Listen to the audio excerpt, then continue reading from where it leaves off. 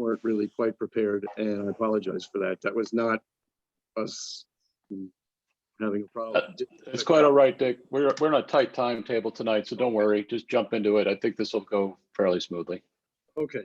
I'll go through most of this fairly quickly and emphasize the changes from last time. I think most of you saw this before. The project is at 347 President Street. Sorry, Dick. Ty, are you going to share a screen? Oh yeah, Dick, you need to go ahead and share screen on your other account. I need to share a screen, and I need to. Okay. Okay. Can you all see that now? Yep. Yes, there it is. Okay. So it's at 347 President Street.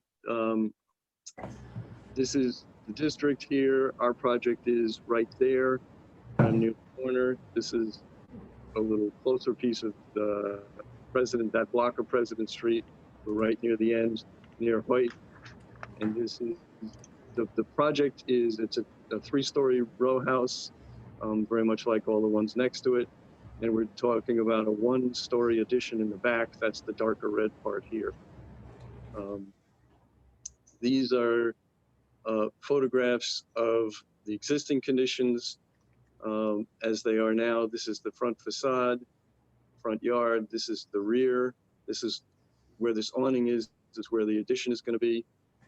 The rest of these, probably the most important one is this one in the lower right. Right about here and here are views that you'll be seeing in the rest of the presentation. They're from these 2 spots. Those are the 2 spots where the addition is visible. This is a plan. This is the basement. This is the first floor. This part here is the addition that we're talking about. It's the full lot width, and it's 13'8" back into the backyard. This is the roof of it and the upper 2 floors. This is now we're into the meat of it more. This is the existing rear facade with the awning here. This is the new extension that we're proposing. The top 2/3 of the facade doesn't change at all. And this is going to be a stucco finished addition. The stucco is going to be colored to match the existing rear facade. The other thing you can see from this drawing is on top there are 2 air conditioning systems. These are different than last month's presentation. Last time there were 4. These are 2 of them, and this one is a little taller than the others were. But the air conditioning people weren't happy with the 4. This is a diagram section through President Street. This is our person, the 6'4" person with eyeballs at 6 feet high, looking here. And from President Street, the AC system is not visible. This part here is our addition in the back, and this is the existing building as it stands now. These are photographs without any of the mock-up in place, right? From 3 different spots on President Street. And these are just views of the same thing. These 2 spots are the ones I was pointing out from the existing roof. This is another view that you'll see from Recording Coast in Street further progress. south. Sorry? Okay. Go ahead. Okay. So these are the views from these 2 spots. This one is this photograph. Let me zoom in on that a little bit. Right, and this darker maroon color, maybe that's the facade of our building.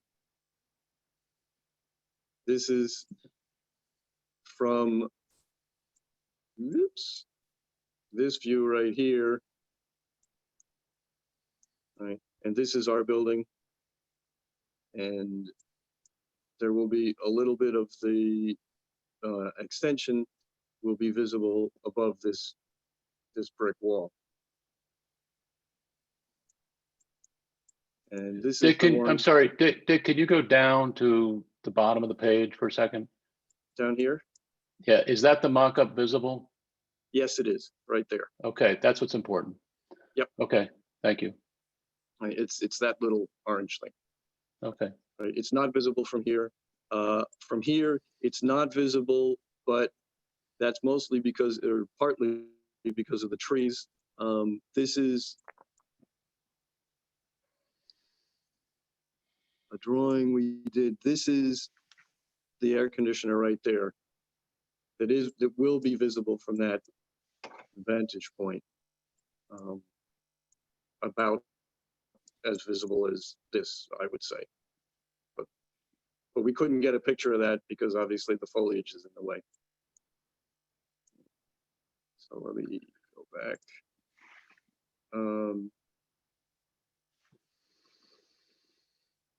This is the existing condition in the back.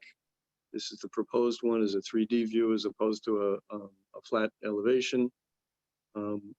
This is where this has been revised from the previous meeting just to show it was clarified. Actually, it was there, but you couldn't really see it before. These are just views from the roof. These are views of the mock-up. This one is a close-up of the previous question that you were asking about, David. And these are pictures of the mock-ups on the roof. This one is looking towards, these are the trees that block it. This is looking towards President Street. This is looking towards President Street from a different angle, and this is looking, I think, also towards President Street, actually. Yeah, it's between these two. So that's where they are. And these obviously are new. And these will stay in place until landmarks. okay. That's your last page, correct? Yes, it is. All right, thank you. First, I just want to ask, is there anybody from any neighbors here that want to comment? Dick, can I have you unshare your screen, please? Yes. I'll figure out how to do that. There it is. Okay, so it doesn't seem, I'm just looking at the chat for a second here. I see a lot of names here. Okay, doesn't seem like any neighbors are here. David, David, I do see that just raised their hand. I'm sorry, who? there's an Edmund O'Connell on the attendee side, but he just put his hand down. We are neighbors at 349 President. Okay, so Edmund, I will come to you. I'm going to start with the committee first. Questions from the committee? Glenn, sorry. Yeah, my only concern was with the material of the extension. This didn't really come up last time. It seemed like people were generally okay with the stucco, but in looking at those pictures, everything in that backyard is brick. I would ideally like this extension built out of brick to have it blend in. I mean, I could live with the stucco, but I think in the interest of keeping that donut as intact as possible, brick would be good. Curious what others think. Okay, thank you. Bob? You gotta unmute yourself, Bob. And Glenn, if you could put your hand down. I tend to agree with Glenn about the stucco, but I could, as he said, I can live with the stucco also. I'm wondering though why the back wasn't mocked up, since it's visible over the fence. That is not a that is not a landmarks requirement. We actually reached out to them about that, and they do not require that. And we haven't generally. I don't remember seeing too many. Usually the backyards aren't visible. That's probably why. That's why I was wondering, since it's visible, why it's not mocked. Yeah, but I also just don't recall, even when they were, seeing them fully mocked up. That's quite a bit of work. I don't either, but I didn't know what. Okay. Other questions from the committee? Jerry? Unmute Jerry.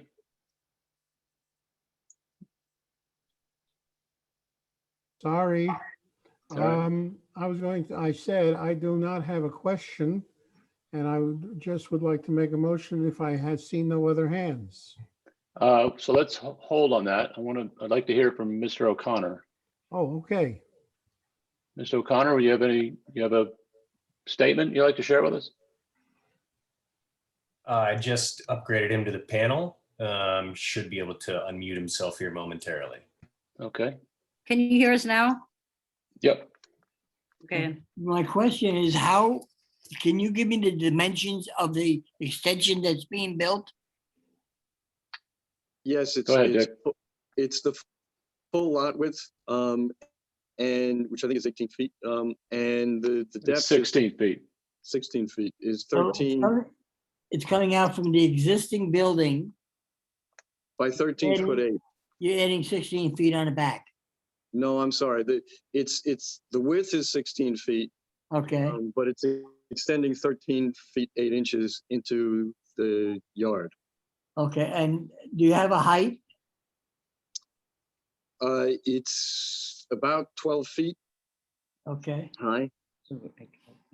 And then you wanted to ask them, what material would be, let's say, on the sides for the 349 and 345? That would be stucco, and again, it would be colored to match the rear We have of a fence, and how of does that building. it deal with our fence? Is Yeah, that- because there's a fence on our side of 349. So how does that? So I'm just going to step in here. I live on the block. I live at 331, and I'm doing projects on the block. The fence issue is something that should be discussed between you and the Cunninghams. That's not really relevant to just the historic character of the project, but I suggest that the two of you get together, because if that's your fence, then they should obviously And it's stucco. deal with it. Has that Initially been, stucco. has that been viewed by whoever is building the extension? Mr. O'Connor, I'm sorry, this is not historically relevant. That's a construction question, and that's, Okay. it's a fair and reasonable question, but I think you and the Cunningham should get together and perhaps with their contractor and talk about that, because you deserve to have your fence protected. Okay, good. All right. Thank you. Thank you. You're welcome. Any other comments? All right, let's go. I saw someone's hand go up and then, oh, Joanna, there it is. You moved on my screen. Sorry. Hi, curious about the change in the height on the one AC unit. Did you guys explore any alternatives like pumps and some of the newer technologies that might not require that height? Well, it is a heat pump. It's an air conditioning system that can provide both heat and cooling, which is what a heat pump is. And the air conditioning consultants we're not happy with the 4 separate units up there. And the nice thing about the taller one is that it can handle more of the house, and it works more efficiently. So that was the reason for the change. Okay. And the thinking is that sorry, go ahead. Well, did you answer the question, or do you have more you want to? We don't need a philosophy here. She just asked you about the height, that's all. Right. Okay. Sorry, guys, I'm just trying to move us through this. We have a lot to go through. Yes, Bob. Yeah, real quick on the height of the air conditioners, have you built in most of them have to be built on a beam that goes across the top of the building. Has that all been taken into account when you mocked it up? Yes, it has. Thank you. Anybody else?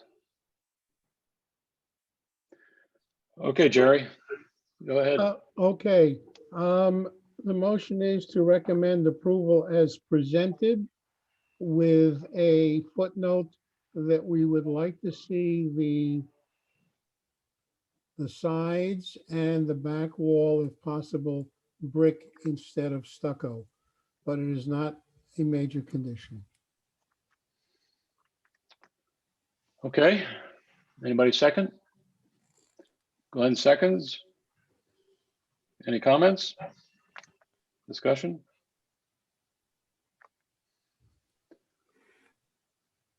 All right, let's call the question. Is anybody against this? Okay, by the way, I do think we have quorum because Daniel showed up, so that's 12-0-0 in favor of Jerry's motion. Thank you, Dick, and thank you to the Cunninghams.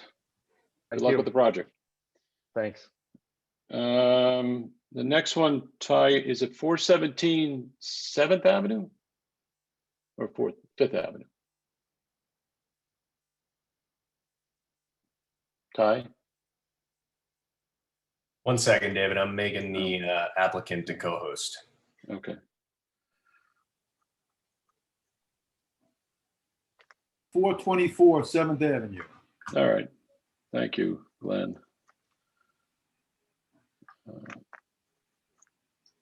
Is the applicant here? Yes, Judge Tusa, Okay. I'm here.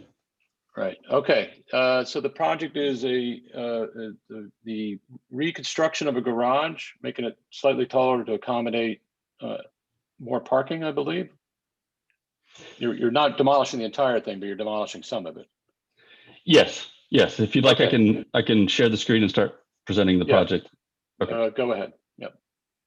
And let me ask you while you're doing that, did you notify your neighbors? Yes, posted on every Okay. corner, and all the direct neighbors were notified. Everybody And within 50 feet? Yes, Yeah, everyone with the. Okay. Great. Thank you. and that's the owner, David Crow- Croman. Yes. Is he the owner? Okay. Thank you. Okay, so our project is at the corner of 7th Avenue and 14th Street, right here, right on the edge of the district. This is historic photos from the 1940s, current conditions. This is the garage. It's on 14th Street. This is the edge of the district here, the neighboring building 370 14th Street. These are the pieces of the 40s tax photos which show the original garage. You can see that line here, and that shows up here. At some point in the past, there was an extension above that, which allowed them to create a mezzanine within the garage and a terrace, which is accessible from the second floor apartment. We are proposing basically to take down the primary facade and the rear facade. We would leave the foundations intact and a portion of the wall which abuts directly against 370 14th Street. These are photos of the existing garage doors as they are now. The doors on the left from the street have been completely replaced.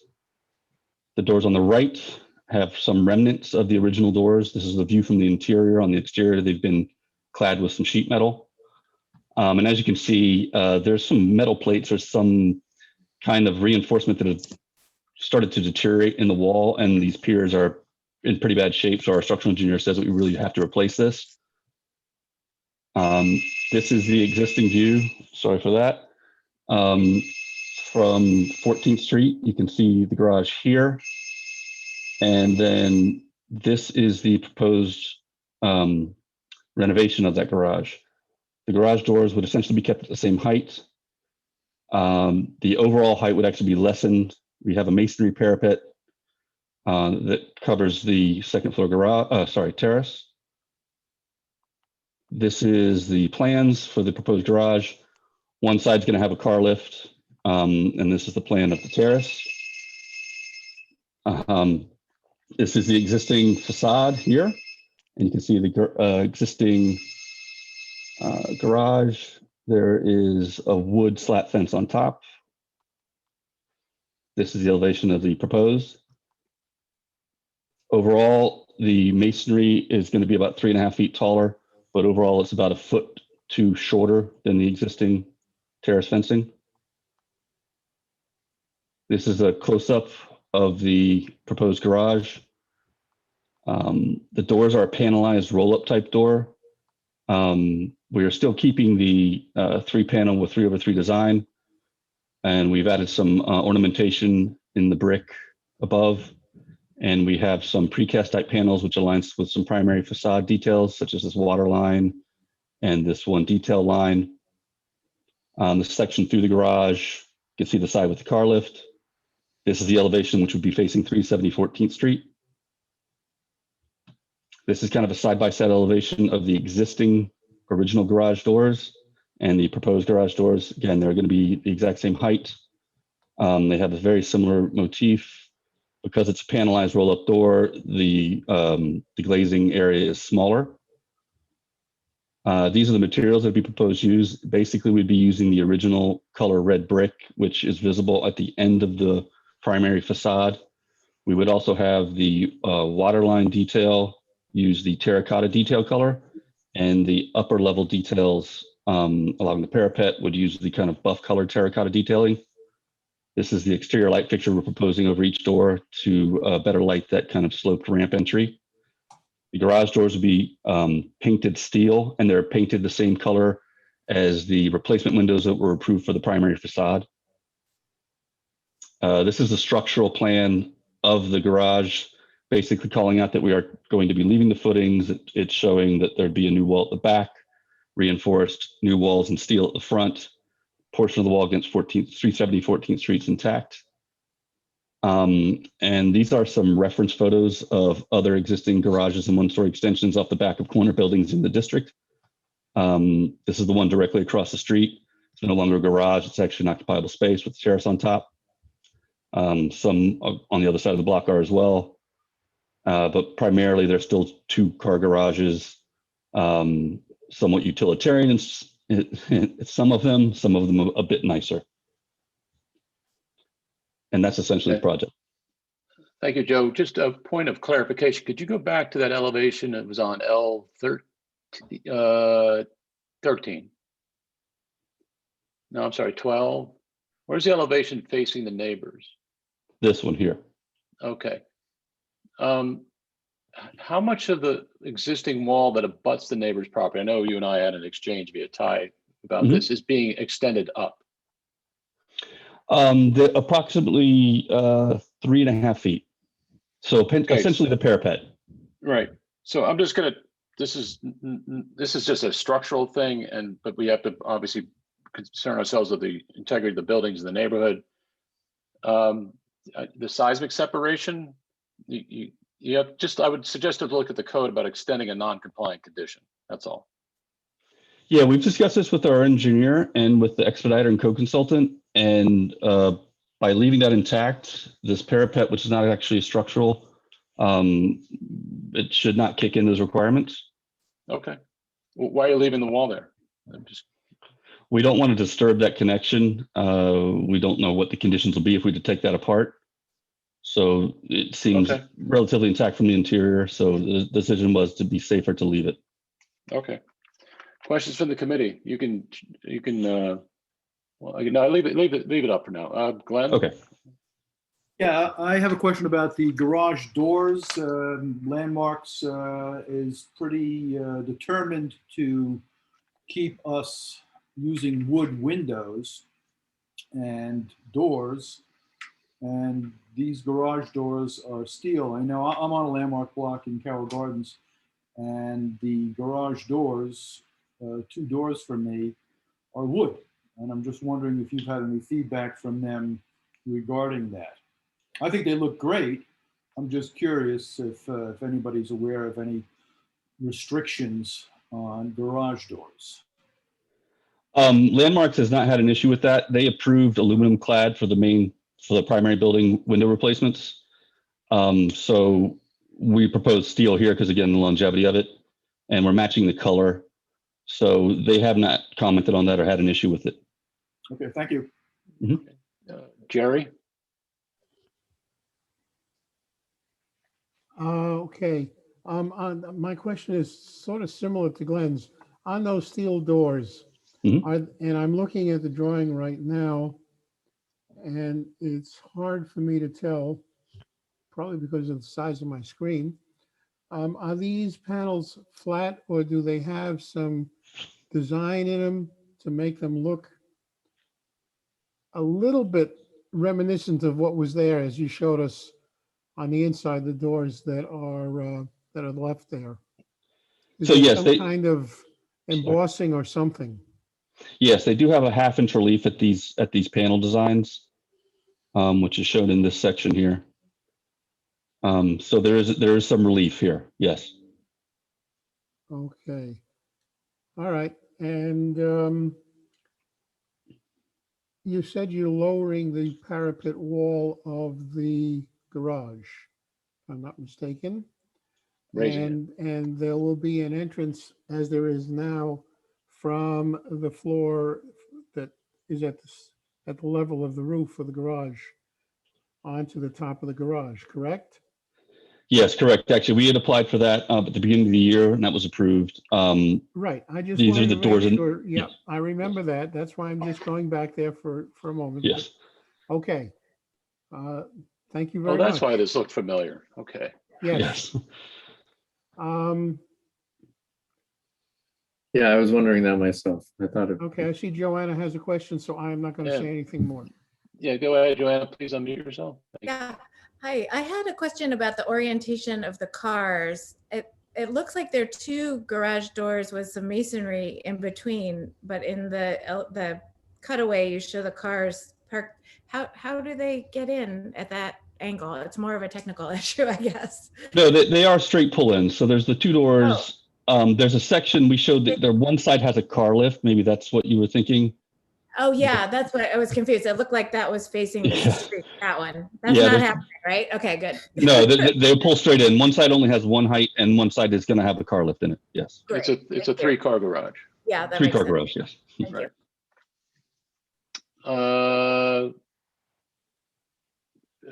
you. Jerry and Glenn, I don't know if you were asking again, but if you are, keep your hands up. I'm going to Daniel. No, I was gonna make a motion if no one. Go ahead. That's what I was going to do. So That's Daniel, what I was going to do, so it doesn't matter. Okay, I would. We're fighting over making a motion. I love it. Go ahead, Daniel. I think this is a very tasteful and well-conceived project, and I would move to approve as presented. second, Anybody? Glenn, second. Second. Any comments, arguments, debates, friendly amendments? Okay, you can close the screen, Joe. I just have to see everybody. Okay. Anybody disagree with this? And we got Ariel on now. Fantastic. So I think that's 1300. Good luck with the project. Thank you very much. I will now turn this over to Alec. Thank you. Thank you, David. So this is probably the main event for many of the folks in attendance today, and I'm certain for many of the people in the committee. And we're going to receive a presentation today from the city as to the Gowanus Neighborhood Rezoning, which has been, a subject of interest of our committee and our community board for a long time. Before we launch into that, and we are going to launch into that quickly, I just want to say a few words of context for folks that are on the committee and, but more importantly, for members of the public who might be tuning into this for the first time or aren't as familiar with others about how this process is going to play out.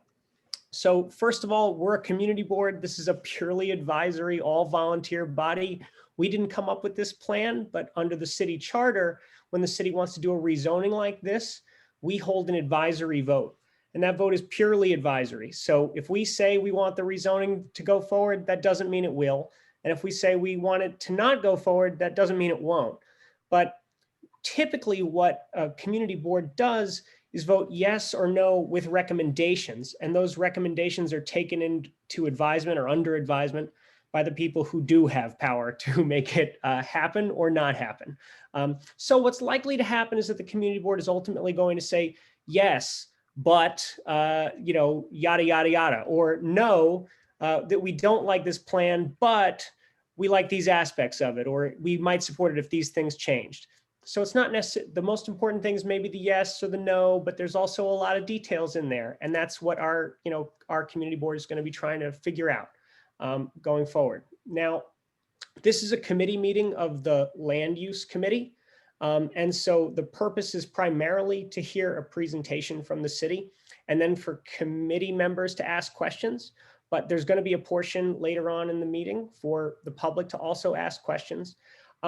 And I'm going to ask members of the committee and for members of the public to try to use today for questions, because today's an opportunity to ask questions. We're actually going to have a public hearing where members of the public can make their views on the project known. That's going to be a great opportunity to do that.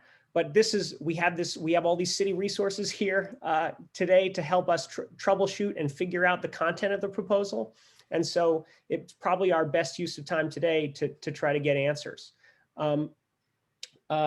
Finally, I just want to mention there are a lot of meetings being bandied about, and it's a little confusing about what is in front of us in this truncated timeline. So I just want to try to provide some clarity for everyone. So again, today is a meeting of the Land Use Committee of the Community Board. On June 3rd, there's going to be a joint public hearing that's going to have an in-person component and a virtual component.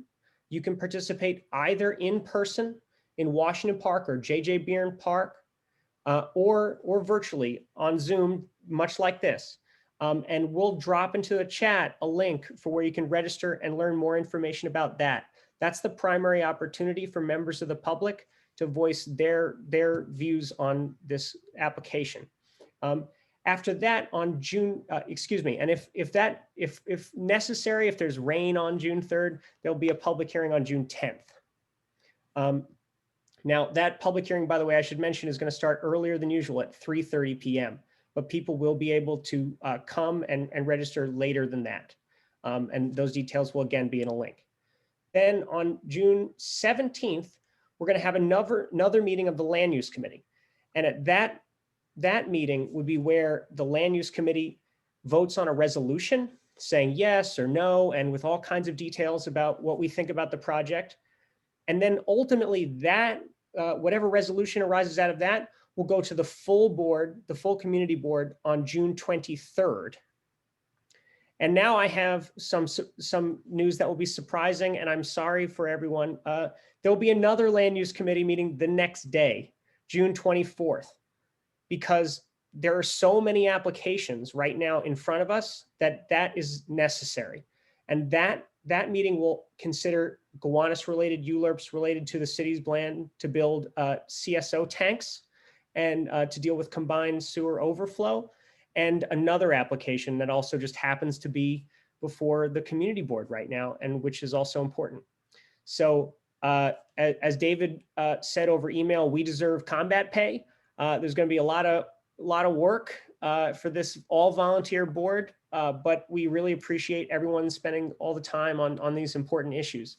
So we're going to go to the city's presentation in a moment. Glenn, look, you have your hand raised. What would you like to say? I just want to thank you for doubling our pay, and just remind everyone that you can also make a comment online rather than sit in a park for perhaps 4 hours or on a Zoom waiting for your chance. You might consider, if that's not convenient, just making a comment online. I did hear, I don't know where I heard this, that the link at the city planning website, though, is not operable. So something to keep in mind.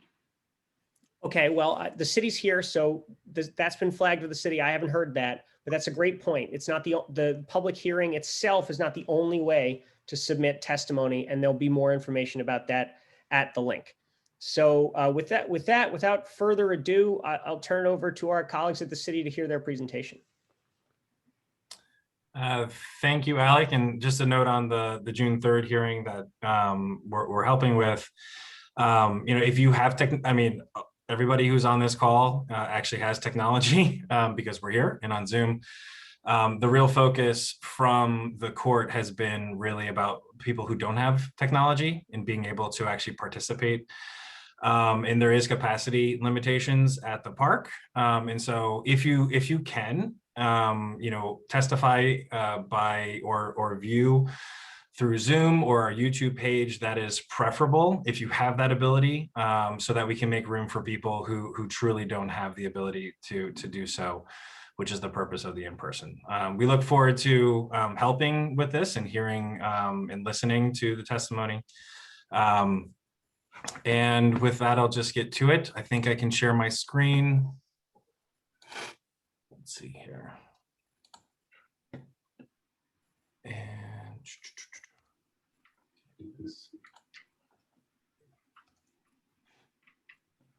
There you go. Are you seeing my screen? Okay, I'll take that as a yes. So Yes, we do. Great, thank you, Jerry. And thank you, Alec, again, and thank you, Community Board 6. Many of you know me, but for those who don't, I'm Jonathan Keller, Brooklyn office team leader at the Department of City Planning and project manager for the Gowanus Neighborhood Plan. I am also joined by my wonderful colleagues and friends from the Brooklyn office, Sigi Golan, senior lead urban designer, and Amrita Mahesh, senior urban designer, who will be on hand later for the Q&A, or if my connection fails. And again, similar to what Alex said, it has been a long time coming. We are beyond thankful and excited to be here. We had hoped to be here sooner to share updates on the Gowanus plan, to go over the details of the zoning proposal and the plan, and to field your questions and inquiries. And we're honored to be sharing this presentation and its proposed comprehensive rezoning on behalf of the Department of City Planning. And it's especially of high importance to us that this plan reflects what we collaboratively have worked on with many of you for many years, all the hours of meetings and work and commitments we've made, et cetera, being put forth to realize a better future for the city and this neighborhood. And so I would like, before we jump into it, to take a moment for some acknowledgements. Really, all of you in the Gowanus community, and the strong leadership of the local elected officials, including council members Lander and Levin, that have helped shape the proposal and helped create the planning and organizing space for hard and messy conversations to occur. And the residents, business owners, community advocates, and developers that have given us their incredibly thoughtful input and feedback since day one. And of course, the CB6 encompasses and overlaps many of those just mentioned. And I just want to really shout out and call out how integral and how crucial this board has been to this plan. I know, Alec went into the advisory nature of the ULURP process and the vote, but that sort of, downplays, I think, the actual influence and help and partnership that Community Board 6 has played, all of you members over the years, giving your time and your thought. And so thank you for that. And we look forward to continuing to get your feedback and your questions and criticisms as we move through ULURP and then into the future through implementation. And so moving on, I think in addition to the importance of strong leadership and solid teams and solid folks in the community, a key characteristic that emerges in good comprehensive planning is time. Particularly time that transcends administrations and even generations.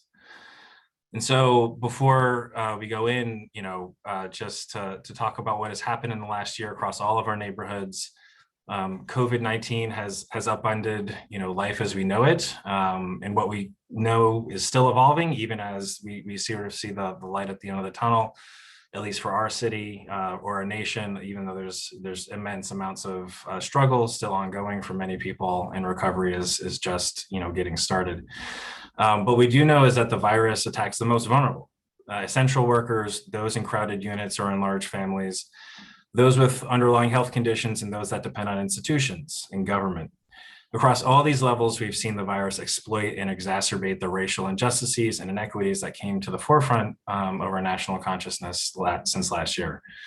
And so with all of this happening and with so much rapid change, a number of folk have asked, focus and fundamental questions like, has the pandemic changed our understanding of reality? Has it upended previously held beliefs and assumptions, standards that this plan is based on? Essentially, has the need for the plan changed? And while the plan is actually even clearly more urgent, in laying bare the persistent inequities in our society, COVID-19 has highlighted tenets and principles embedded in our planning for Gowanus, issues such as equity, inclusion, environmental justice, open space and urban form, housing security, just to name a few. And as noted before, the crisis hit people living in crowded conditions. We need more housing to help alleviate crowded situations across the city. It also highlighted our need for outdoor spaces, just to be and be safely. And Gowanus has a lack of open space today. And it also highlighted our need for job generation and giving a broader group of people access to jobs and housing in open space in high opportunity areas.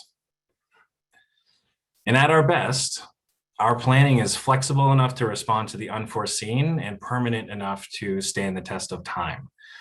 And the Gowanus plan responds to the needs of today and the future. with significant new affordable homes, new jobs and new open space, including a new waterfront park, new schools and incentives to keep Gowanus mixed use, improvements to infrastructure and NYCHA communities, a resilient shoreline, a greener canopy, and catalyzing brownfield cleanups as part of the overall cleanup of the neighborhood.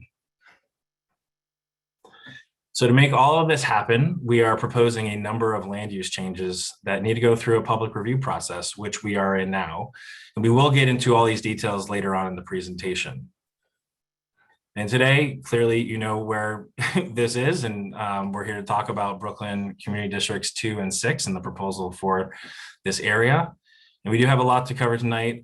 We have condensed this presentation. It was originally given to the City Planning Commission in April. It was much longer. It will be long tonight because there's just a lot of details that are important to get to.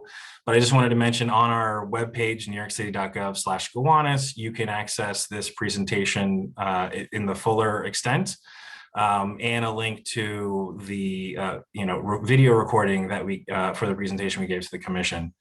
Most of what we try to slim down are things that we believe you guys are experts in, history, although we have a little bit in there. And some photo montages, and overall just slimming down some of the engagement and process that many of you lived. So most of the actual details are in here. And so we've broken them into various sections that will help answer the fundamental questions about what is the problem, essentially why are we acting now, why should we act now, what's the solution, and really how do we go about finding a solution that is equitable and also consensus driven. And finally, what actions, policies, and resources are necessary to achieve this vision? So quickly, some background, once referred to as Gowanus Creek, the canal was originally a wide tidal creek with numerous small tributaries. The canal was crucial to the growth of Brooklyn, especially the growth of surrounding brownstone Brooklyn. The canal was a riparian full service, full life cycle commodity for the burgeoning mixed use communities. It received barge traffic with materials that built the brownstones, that built the infrastructure to support a rapidly growing city and the surrounding neighborhoods. The canal brought the fuel to heat those homes and businesses that it helped birth, and it finally received and dispensed the stormwater and sanitary waste of those very same homes and businesses as an open sewer. And as many of you know, the success quickly led to the canal and surrounding blocks becoming overwhelmed with pollution and hazardous materials. And around the time of, and just after World War II, the canal was really a shell of its maritime self, as a number of changes beyond the control of any local group disrupted businesses throughout the area, including highway trucking and overall containerization globally. So by the 1960s, the community, many of you, people that you know, many of you actually that may be on this call, right around that time, the community was having regular discussions about what to do with the neighborhood. How can the area be cleaned up? And then what should it be used for? How to support the plan for residential growth, but while also supporting jobs and businesses. So those existential questions, those really messy, hard discussions kept on in the new millennium. Along with a number of community-driven planning reports, the Brooklyn office's 2007-2009 rezoning study rounded out an active decade for planning in Gowanus.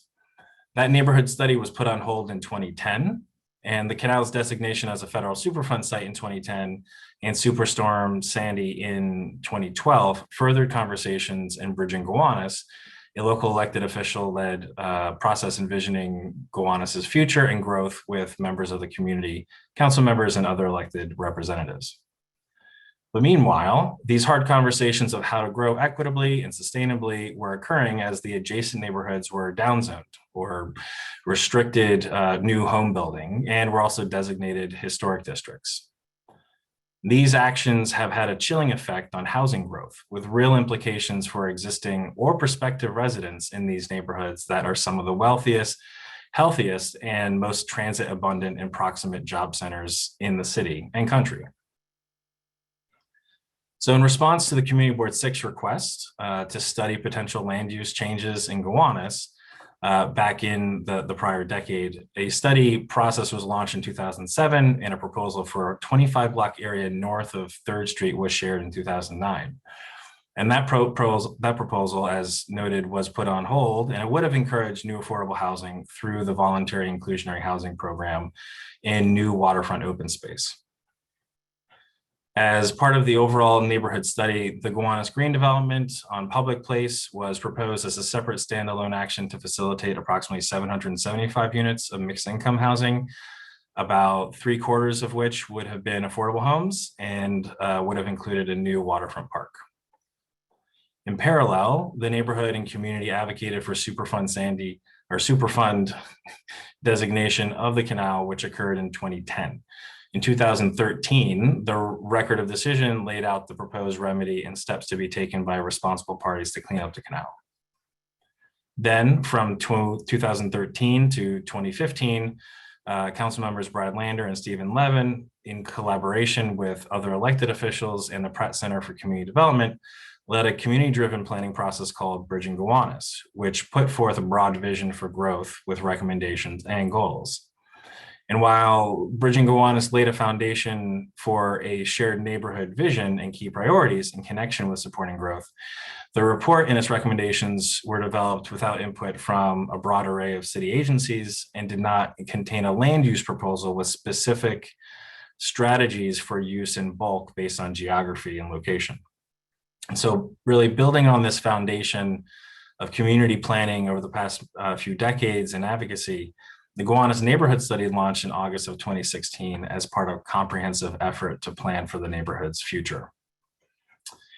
So one of the first exercises we undertook was taking a broad look at existing conditions.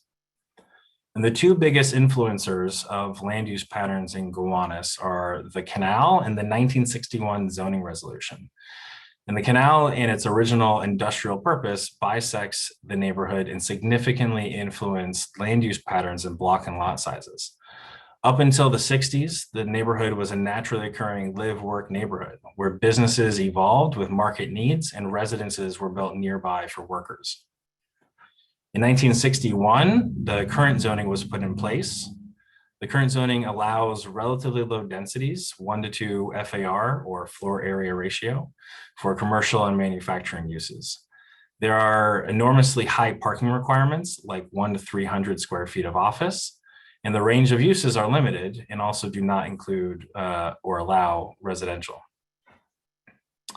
This has caused little to no new construction outside of hotels and self-storage facilities. And the neighborhood's built context has largely remained the same since the 1960s, with existing buildings being reused for a variety of commercial and open storage uses. Now, the neighborhood is well served by public transit. There are 5 subway stations that ring the rezoning area. Most of the rezoning area is within a quarter mile of a subway station or a 5-minute walk, depending on how tall you are, your cadence, all that. And multiple bus lines along the major Brooklyn corridors. While most of the rezoning area is outside of the floodplain, many of the canal blocks are within the floodplain. And as you can see, this tracks with the blocks primarily impacted by Superstorm Sandy in 2012. The median income in census tracts that comprise the rezoning area is about 115,000. The tracts with NYCHA has a median income of 39,000. And this compares to the Brooklyn median at 56,000 and New York City overall at 60,000. Some health and equity numbers: the Gowanus and surrounding neighborhoods are healthier and wealthier than other neighborhoods. Residents in CB6 are the lowest, or some of the lowest rent burden in the city. There's a higher percentage of white residents, and overall residents die prematurely at lower rates than other New Yorkers. And for 2 to 3 decades, as mentioned earlier, land use changes downzoned and limited opportunities to housing, schools, and jobs in the surrounding neighborhoods. And it's not exactly a surprise that school segregation in CB6 reflects similar patterns of housing segregation. So why act now? Well, years of debate and disagreement about how the neighborhood should or shouldn't change, how to clean up the canal and brownfields in a coordinated way, major environmental, economic, social, and technological events and shifts that have rapidly reshaped what it means to find a home, to find a job, raise or not raise a family, just to live a good life. What we know is that the status quo is not what the community wants. And frankly, years of no action have left brownfields to sit and contamination to spread, while a housing crisis has exploded and climate change has made us more vulnerable and less resilient. Ooh, excuse me. And so it's within this context of increasingly volatile, uncertain, changing, and contentious world that the community requested a neighborhood study, and what we set out to solve for when we launched our engagement and outreach process in October of 2016. So to get from we have these challenges to what do we want the future to be like and how can we shape it? Well, when we launched in October of 2016, we asked the community about how to approach studying Gowanus. And what resulted was a 4+ year process going on 5 that many of you lived through and participated in. So just quickly, for those who are new, we held numerous meetings, both large and small. We also held an open call for 5 working groups that committed their time for 6 months to meet and do deep dives on various topics. We met and heard from NYCHA Tenant Association meetings and residents whenever they met. And we came to community events to share updates and get input and feedback. And this picture actually popped up on my phone just yesterday saying this was 4 years ago this week. We piloted our first online engagement tool, to not only get input from a wider audience, but also to share information and archive documents from the working group process. And of course, we've consistently worked with Community Board 6, which I think we're coming up on about 20 meetings, a score of meetings, if you will, where we've shared info and solicited input, including moving to remote meetings this fall, where we updated the community on the process and key topics, including Gowanus Green development plans and infrastructure planning. So this multi-year inclusive and expansive outreach program led to a planning and land use framework released in June of 2018. The Gowanus framework is a comprehensive and detailed framework of goals and strategies, including recommended land use changes to be implemented as part of an overall Gowanus neighborhood plan, which we're here to present on. So let's delve into some of those specifics of the plan as outlined in the framework and where progress has been made. So since we released the June 2018 framework, we've made some progress on a number of fronts for resiliency and sustainability, including meeting with local groups on next steps in their community emergency response planning process, completing major sewer upgrades, and advancing innovative citywide stormwater rules that would actually result in a decrease in combined sewer overflows into the canal, progress in planning, design, and property acquisition for the CSO facilities at the head end of the canal, and incorporated guiding principles into the Gowanus Special District and Waterfront Access Plan. On community and cultural resources, we've made progress on a number of fronts, including making upgrades to local parks, advancing plans to repurpose the old DeGraw Street Firehouse into a music education center, and landmarking 5 sites throughout the neighborhood that many of you know: the Can Factory, the ASPCA building, the Montauk Paint building, the Gowanus Flushing Tunnel Pumping Station and Gatehouse, and the BRT Powerhouse. On environmental remediation, we've also made a number of progress on a couple of fronts here. In addition to the aforementioned new stormwater rule, placing E-designations on sites throughout the rezoning area and remediating our city-owned site would clean up upland brownfields that would otherwise remain contaminated. Keep in mind, in an area with a high water table such as Gowanus, this means there's a lot of subsurface migration that spreads contamination. So remediating these brownfields is a crucial piece of the Gowanus plan, and that supports the overall health of the neighborhood. Also, as many of you have been following along, there has been a lot of information, sometimes misinformation out there about the Gowanus Green site. We are happy that the state DEC and EPA, along with, of course, the city and the development team, are going to be in close coordination, working to make sure the remediation is protective of human health and the environment. On housing, we've made progress on a couple of fronts here.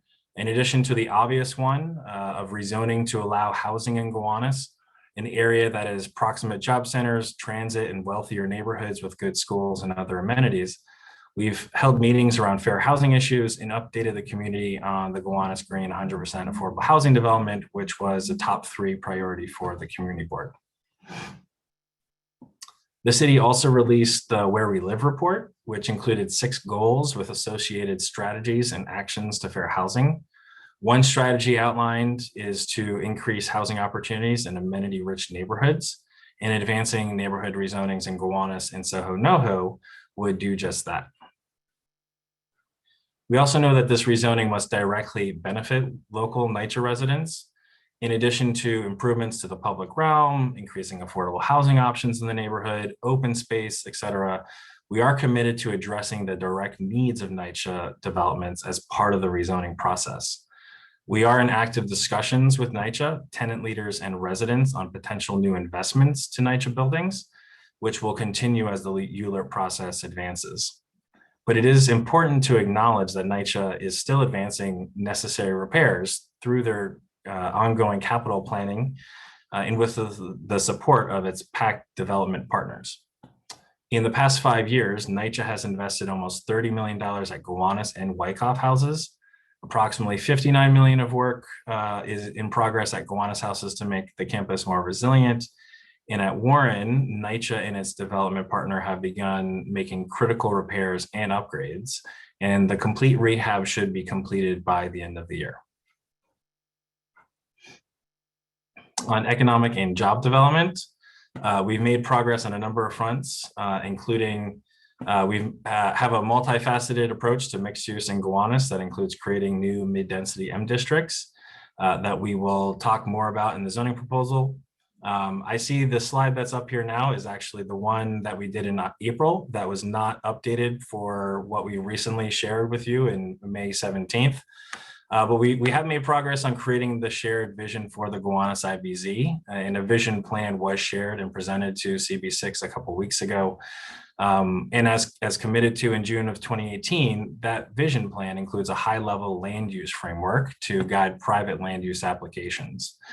It's also coupled with targeted recommendations for infrastructure improvements and workforce development for the community to organize around and advocate for. On transportation, we've made progress on a couple of fronts, including completing the draft environmental impact statement.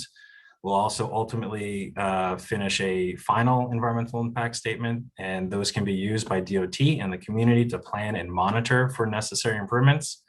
But we've also included transit easement zones and a transit bonus along 4th Avenue to promote improvements to the neighborhood R stations. And DOT has constructed a new 4-mile separated bike lane along 4th Avenue. We've also made progress in planning for the linear open spaces from Huntington Street to the head end of the canal in our Gowanus waterfront access plan.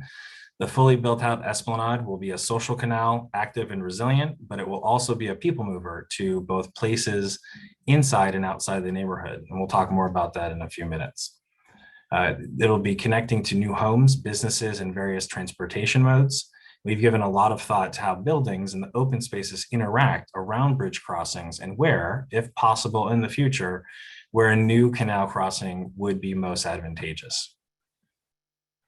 Lastly, there are a number of key principles and considerations that went into the 2018 land use framework, including using redevelopment to achieve a full cleanup of the area, balancing transformative growth with a sense of place and existing context, generating a permanently affordable housing, including on previously rezoned portions of 4th Avenue, define where residential uses would remain prohibited and rethink zoning regs that have hindered business growth, and become a model green neighborhood is an activity, not just words or statements. So we've made progress on a number of fronts, including taking what you see here of the detailed land use framework with its goals and strategies and have translated them into a comprehensive rezoning proposal, which we will jump into now.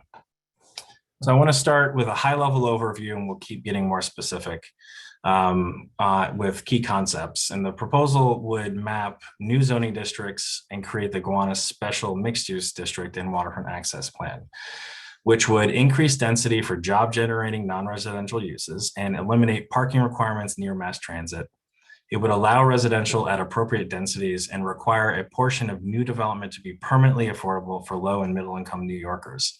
It would shape a resilient and active waterfront and considers and addresses existing neighborhood context through tailored urban design principles and regulations. It also promotes a mixing of uses throughout the neighborhood and in mixed use developments.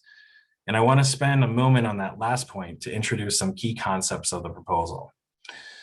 We heard clearly and early the fear that if we allow residential everywhere, then everything would turn residential with ground floor lobbies and amenities. While residential use and affordable housing are key pieces of what the community wants to see, they did not want to lose part of the commercial and light industrial legacy. We had many conversations about how to do just that and to do it in a way that people had confidence would work.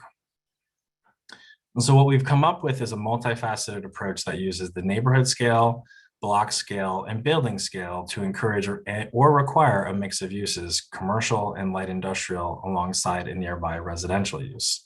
And this is undergirded by analyses that we have undertaken over the last number of years that was part of this neighborhood and others that were part of the North Brooklyn plan. And so this is also really has a foundation also in quantitative analysis. At the neighborhood scale, we've maintained certain side streets as M districts, given certain conditions, including where there's a concentration of active commercial and light industrial businesses. At the block scale, we've paired M districts with residential districts and paid attention to the parity between the residential FAR and the non-residential FAR. We tailored the bulk envelope to allow for either a residential building, a non-residential building, or a mixed-use building at various amounts of mixing. So this means in some areas, like around Carroll and 3rd Avenue, where the proposed zoning has similar max FARs, and there are smaller lots, we can expect to see some developers, some owners decide that a fully non-residential building makes the most sense. We also paid close attention to key corridors and areas that we wanted to activate with ground floor non-residential requirements. Outside of 4th Avenue, where the first ground floor requirements are created in the city, based on our learned experience with the 4th Avenue rezoning. These include Union Street and around Thomas Green Playground. Lastly, around new planned and renovated open space and where the proposed density and bulk envelopes are sufficient to accommodate it, we are proposing non-residential use incentives that allows developments to increase their total maximum FAR with non-residential uses only. One would incentivize the inclusion of a wide range of non-residential uses allowed in the proposed districts. And the second, the other, would incentivize a more specific and curated set of uses that include light industrial, arts-related, cultural, and civic uses, and repair and production services, what has been called the Gowanus mix. This gets to the goal of activating the envisioned canal waterfront open spaces and around Thomas Green Playground with 1 to 2 stories of non-residential space. The graphic here is illustrating the potential spectrum of outcomes around Thomas Green Park, where the baseline on the left is a ground floor mixed use building due to the non-residential use requirement. And with the use incentive, we believe we should see 2 stories of non-residential space. And there is more in the weeds, so let's jump into it.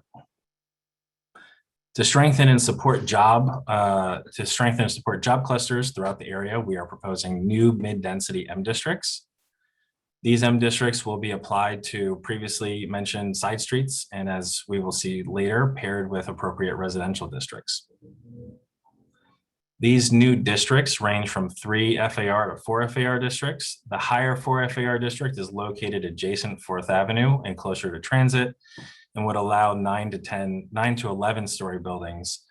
The 3 FAR district would be mapped elsewhere in the rezoning area and allow 6 to 8 stories. In both districts, retail and entertainment uses would be capped at 2 FAR, which is the existing zoning's max FAR for such uses. No parking would be required for commercial or manufacturing uses. We're pretty excited about this. These are new districts that would fill a gap in our non-residential toolbox and promote modern day loft buildings that support an active streetscape and spaces desirable for today's businesses. To encourage a mix of uses, reinforce the live-work character of the neighborhood and balance scale while encouraging growth and creating opportunities for affordable housing, we are proposing medium to moderate density residential districts paired with those new M districts. These districts are proposed based on existing nearby context, street widths, and opportunities to leverage new development to accomplish those previously discussed goals of activating open spaces and corridors and remediating brownfields. The M12 FAR R6B district would allow residential at 2.2 FAR and non-residential at 2 FAR and have an envelope that allows 5 to 6 story buildings. This district is proposed primarily for the area around Carroll Street and 3rd Avenue, where existing lower scale residences exist. The M13 FAR R6A and the M13 FAR R7A proposed districts would have a residential FAR 3.6 and 4.6 and a building envelope that allows 6 to 8 and 7 to 9 story buildings respectively. The MR7A is proposed along Union Street, which is a wide street at 80 feet wide. And the MR6A is proposed in certain mid blocks with less active businesses and job clusters and 60-foot street widths. All new development would have to provide a portion for affordable housing, and market rate residential parking requirements would be 20%. Just gonna take a water break for a second.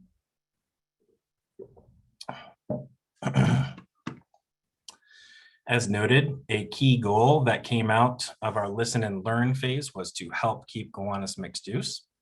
So far, we've been talking about how we are doing that at the neighborhood and block level.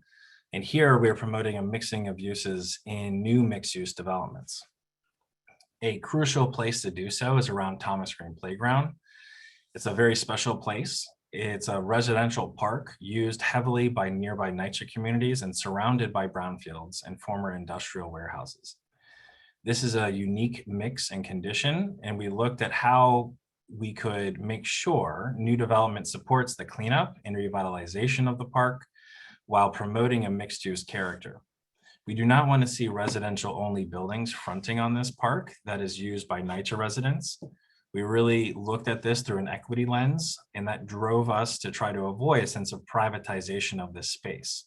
So we thought long and hard and focused on that this is a public park and we need to protect that feel.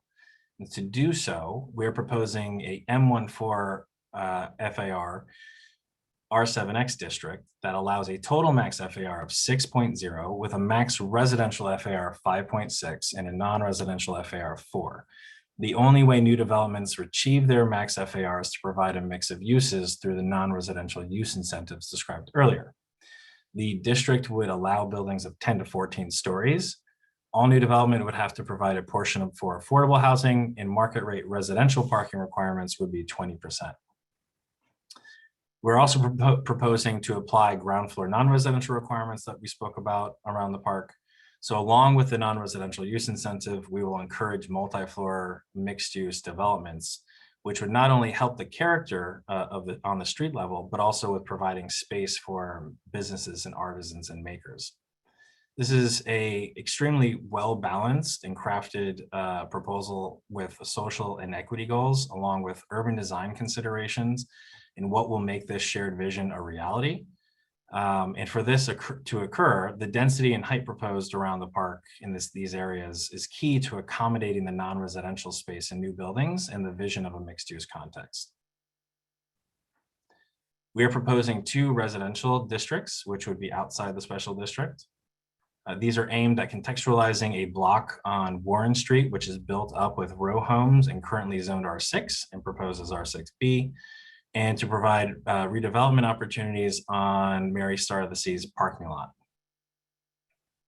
On 4th Avenue, as many of you know, and we have said early and often, we learned a lot from the 4th Avenue rezoning.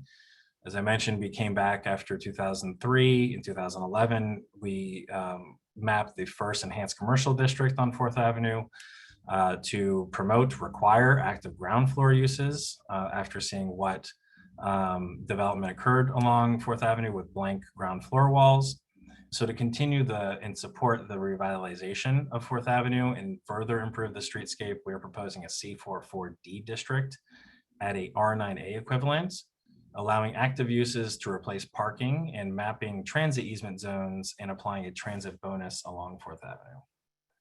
The proposed C44D district would have a residential FAR of 8.5, a community facility FAR of 6.5, and a commercial FAR of 3.4. The proposal also applies mandatory inclusionary housing to both sides of 4th Avenue from Pacific Street to 15th Street, which currently has no affordable housing requirements or incentives.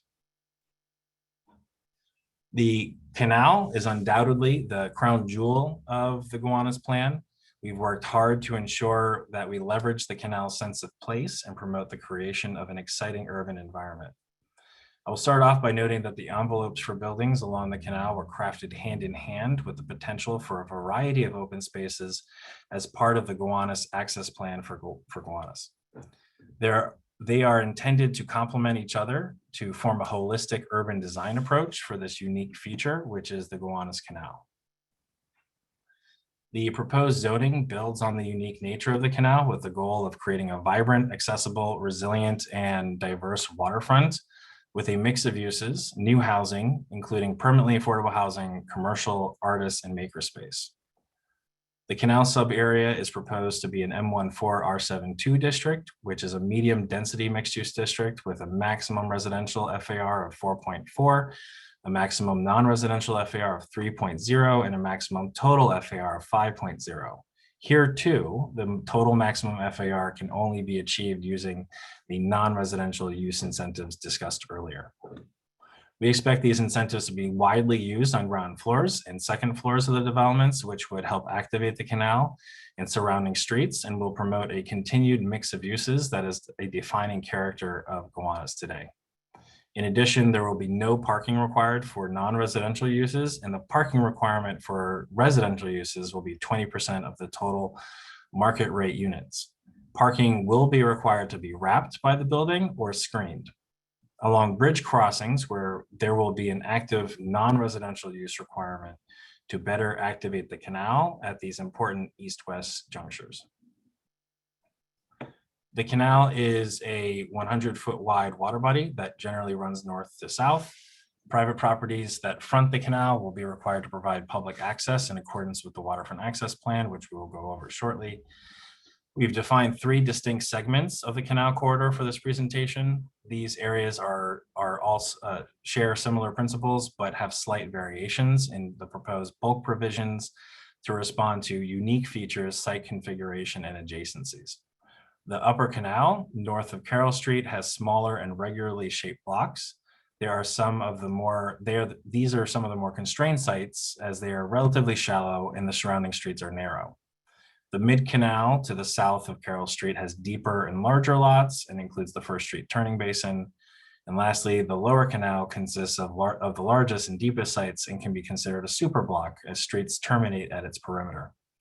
It also includes a large city-owned site, also known as Gowanus Green.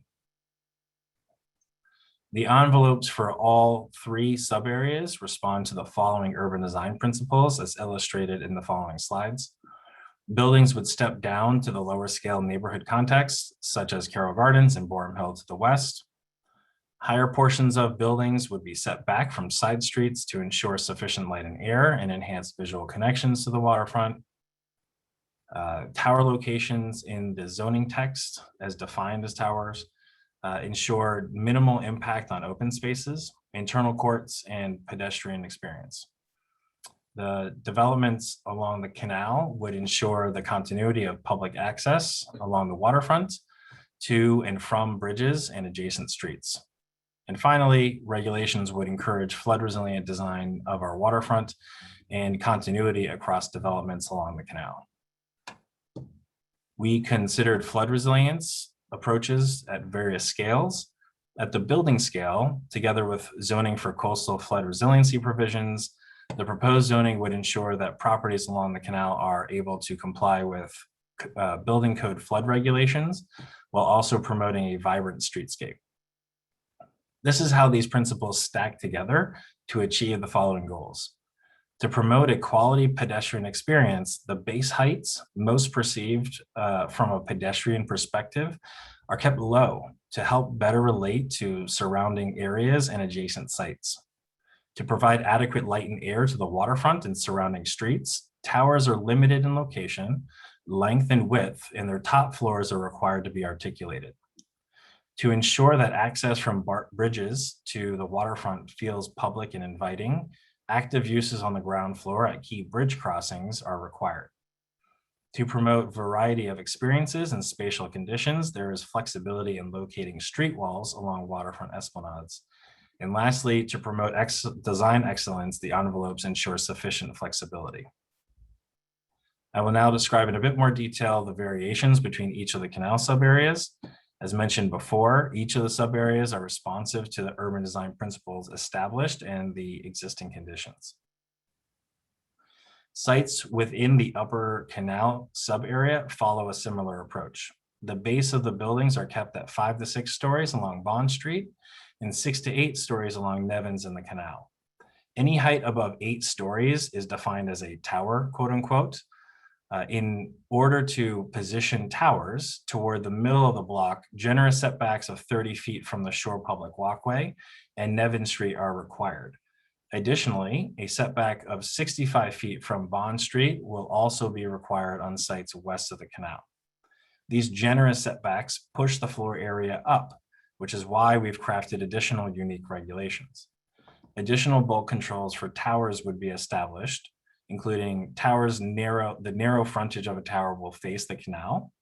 On each block, there would be a maximum of 2 towers. The northern tower may be taller, and both towers must be of different heights.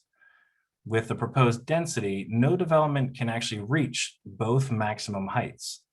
The heights reflect a flexible envelope to encourage world-class excellence in architecture. In the illustration, you can see here that under these bulk regulations, there's a variety of built outcomes that may be achieved, again, with the intention of facilitating architectural excellence and visual diversity. As illustrated in this view from Union Street Bridge looking north, you may see how the lower base height is defining the canal frontage and how towers are pushed away from the shore public walkway. Active uses on the ground floors will animate the waterfront. The mid-canal blocks follow similar principles as the upper canal blocks, with some exceptions to specific site and canal conditions and adjacencies. I'll be using this bird eye view that illustrates a version of a full build out of this sub area to better explain some of the unique site conditions for the sub area and how specific regulations respond to them. For example, the highlighted site south of Carroll Street will be required to provide a visual corridor at the prolongation of Nevin Street as part of the waterfront access plan shown in pink. The site also has a frontage on the First Street turning basin. These conditions necessitated some modifications to tower location and dimensions for this particular site to accommodate public access to the basin. For sites with frontage on 3rd Street, which is a wide street measuring 80 feet in width, greater base heights up to 85 feet would be permitted. The prominent corner site where the canal turns from west to north will only include a single tower and will anchor this important view. This is an existing condition looking north from the 3rd Street Bridge. On the left, you can see the Bond Street development and its waterfront public access area. On the right, behind those trees, is the landmarked BRT powerhouse.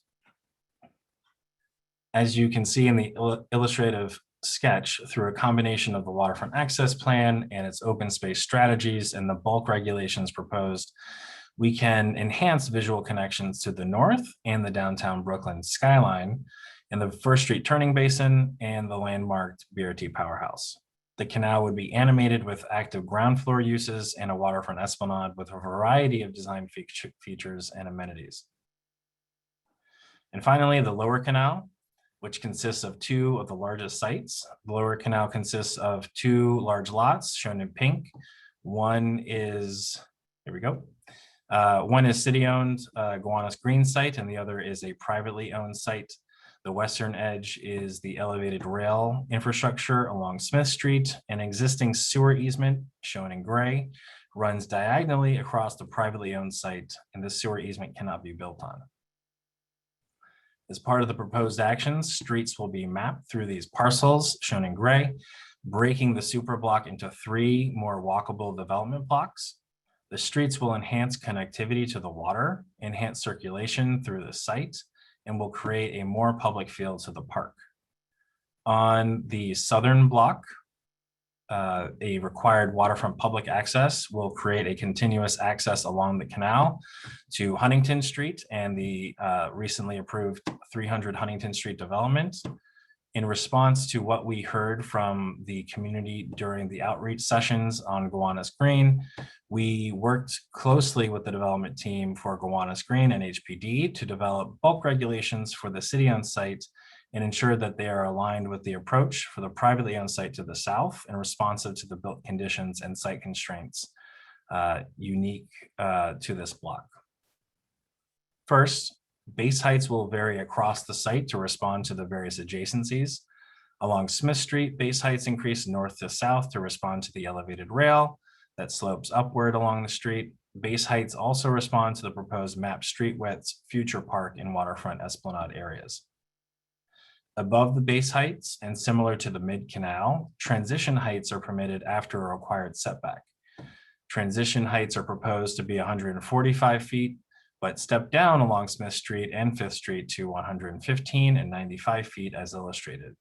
As a reminder, any building portion above the transition height will be considered and defined as a tower in the special district and have special regulations. Tower locations vary across the subarea's development blocks to respond to the community's desire for heights to step down to the future park and locate a school across the street from the park. The Gowanus Special District will allow towers on the northern block between LeCure Street and 5th Street to be located in the middle of the block. On the rest of the blocks within the sub-area, towers will be permitted towards the waterfront and away from Smith Street, consistent with the approach along the rest of the canal. As shown in this illustration of a potential full build out, you can see that towers step down to the park while being pushed away from the street, from Smith Street. You may also see that this approach does not cluster all towers together, but pushes them away from each other to provide relief, variety, and light and air. As shown on section A, looking toward the northern block, towers will be required to be pushed 150 feet away from Smith Street and Hoyt Street. Towers within this block will be permitted to rise up to 285 feet. Similar to the rest of the canal framework, where there will be a required height difference between the towers. Section B runs through the southern block and illustrates the relationship of the towers to the waterfront esplanade and elevated rail. Here too, the tower is pushed 80 feet away from Smith Street and 30 feet away from the Shore Public Walkway. The block's size and configuration necessitates additional height to accommodate efficient footprints, the new streets, and required waterfront open spaces. The site benefits from proximity to the elevated structure, which acts as a buffer and makes the location appropriate for a tower height of 305 feet. I'm going to take a pause to get this sun out of my eyes because it's been bothering me for the past 20 minutes. Thank you. That is worlds better. Okay. As mentioned, Gowanus Green is located in the Lower Canal sub-area and is the only city-owned site within the study area. The site is located between 2 F and G subway stations. It is currently vacant and undergoing targeted remediation by National Grid. The project goals for Gowanus Green stem from the community goals and feedback that we received during the planning process and include planning for a holistic, sustainable community around a new public park, new streets, and a school with a much needed 100% affordable housing development. The nearly 1,000 units of affordable housing would be integrated with retail and community facility space on the ground floor along Smith Street and LeCure Street, a location for a school fronting the future park, and ground floor masonettes and lobbies activating adjacent streets. Given its location directly between 2 subway stations, the remediation efforts, and the high water table, the development would not include parking spaces. The open spaces of the project are designed to capture rainwater and clean it through a series of bioswales and rain gardens. It's part of an overall goal of the project and the development teams to capture 100% of the stormwater that falls on the site and play its part in the overall community goal of reducing combined sewer overflows and making Gowanus a greener, more resilient neighborhood. The site is also located at a high point along the canal. If you recall those past maps with both the flood levels and also the Superstorm Sandy inundation, you can see that this site was not impacted compared to the others. Due to its size, the site is also conducive to grading strategies that can take into account future flood risk. And the park and public streets would be graded such that they are located above 2020s and 2050s projected flood elevations. And the buildings would have additional freeboard up to 6 feet above the design flood elevation at certain locations as seen here in this section. The development team is also working with DOT to design LeCure Street as a shared street with seating, a continuous bioswale and bike path that will prioritize pedestrians. The development team is also proposing a mid-block pedestrian walkway lined with multiple entrances to ground floor units and rain gardens. Gowanus Green, together with the urban design framework for the canal, will set the stage for a transformative new phase for the Gowanus Canal and its surroundings, one that is sustainable, lively, and equitable. The waterfront access plans at a very high level are a zoning tool used to develop specialized requirements along a waterfront area to address unique conditions. The Gowanus Canal was included in the 2009 citywide waterfront zoning text amendment as an area that would trigger public access based on a combination of permitted land use and actual development. And as you know, and as you can see, and as this slide shows, the Gowanus Canal has a lot of uniqueness to it. The canal is approximately 100 feet wide.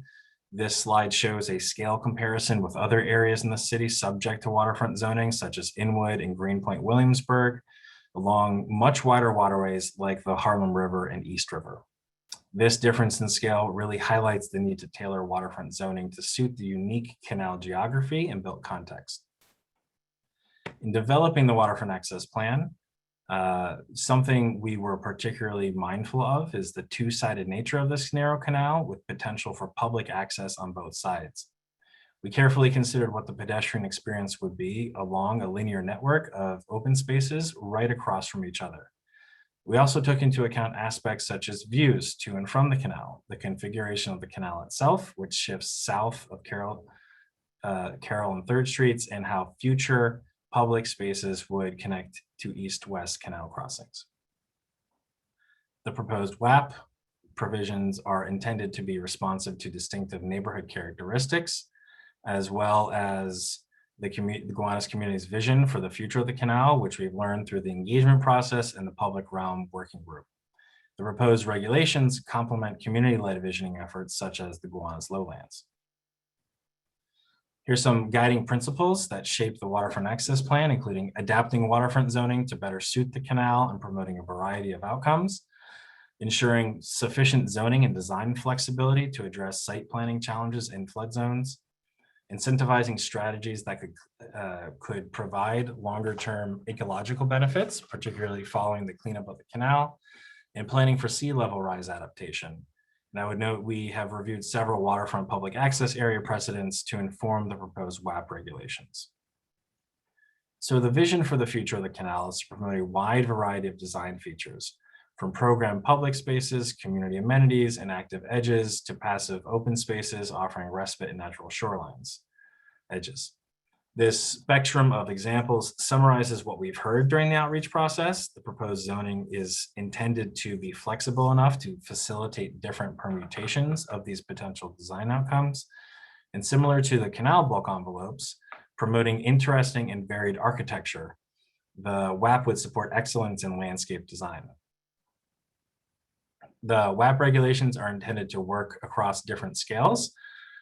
Certain baseline requirements that apply at the canal scale aim to ensure a cohesive public realm experience and provide a menu of options to facilitate a range of possibilities.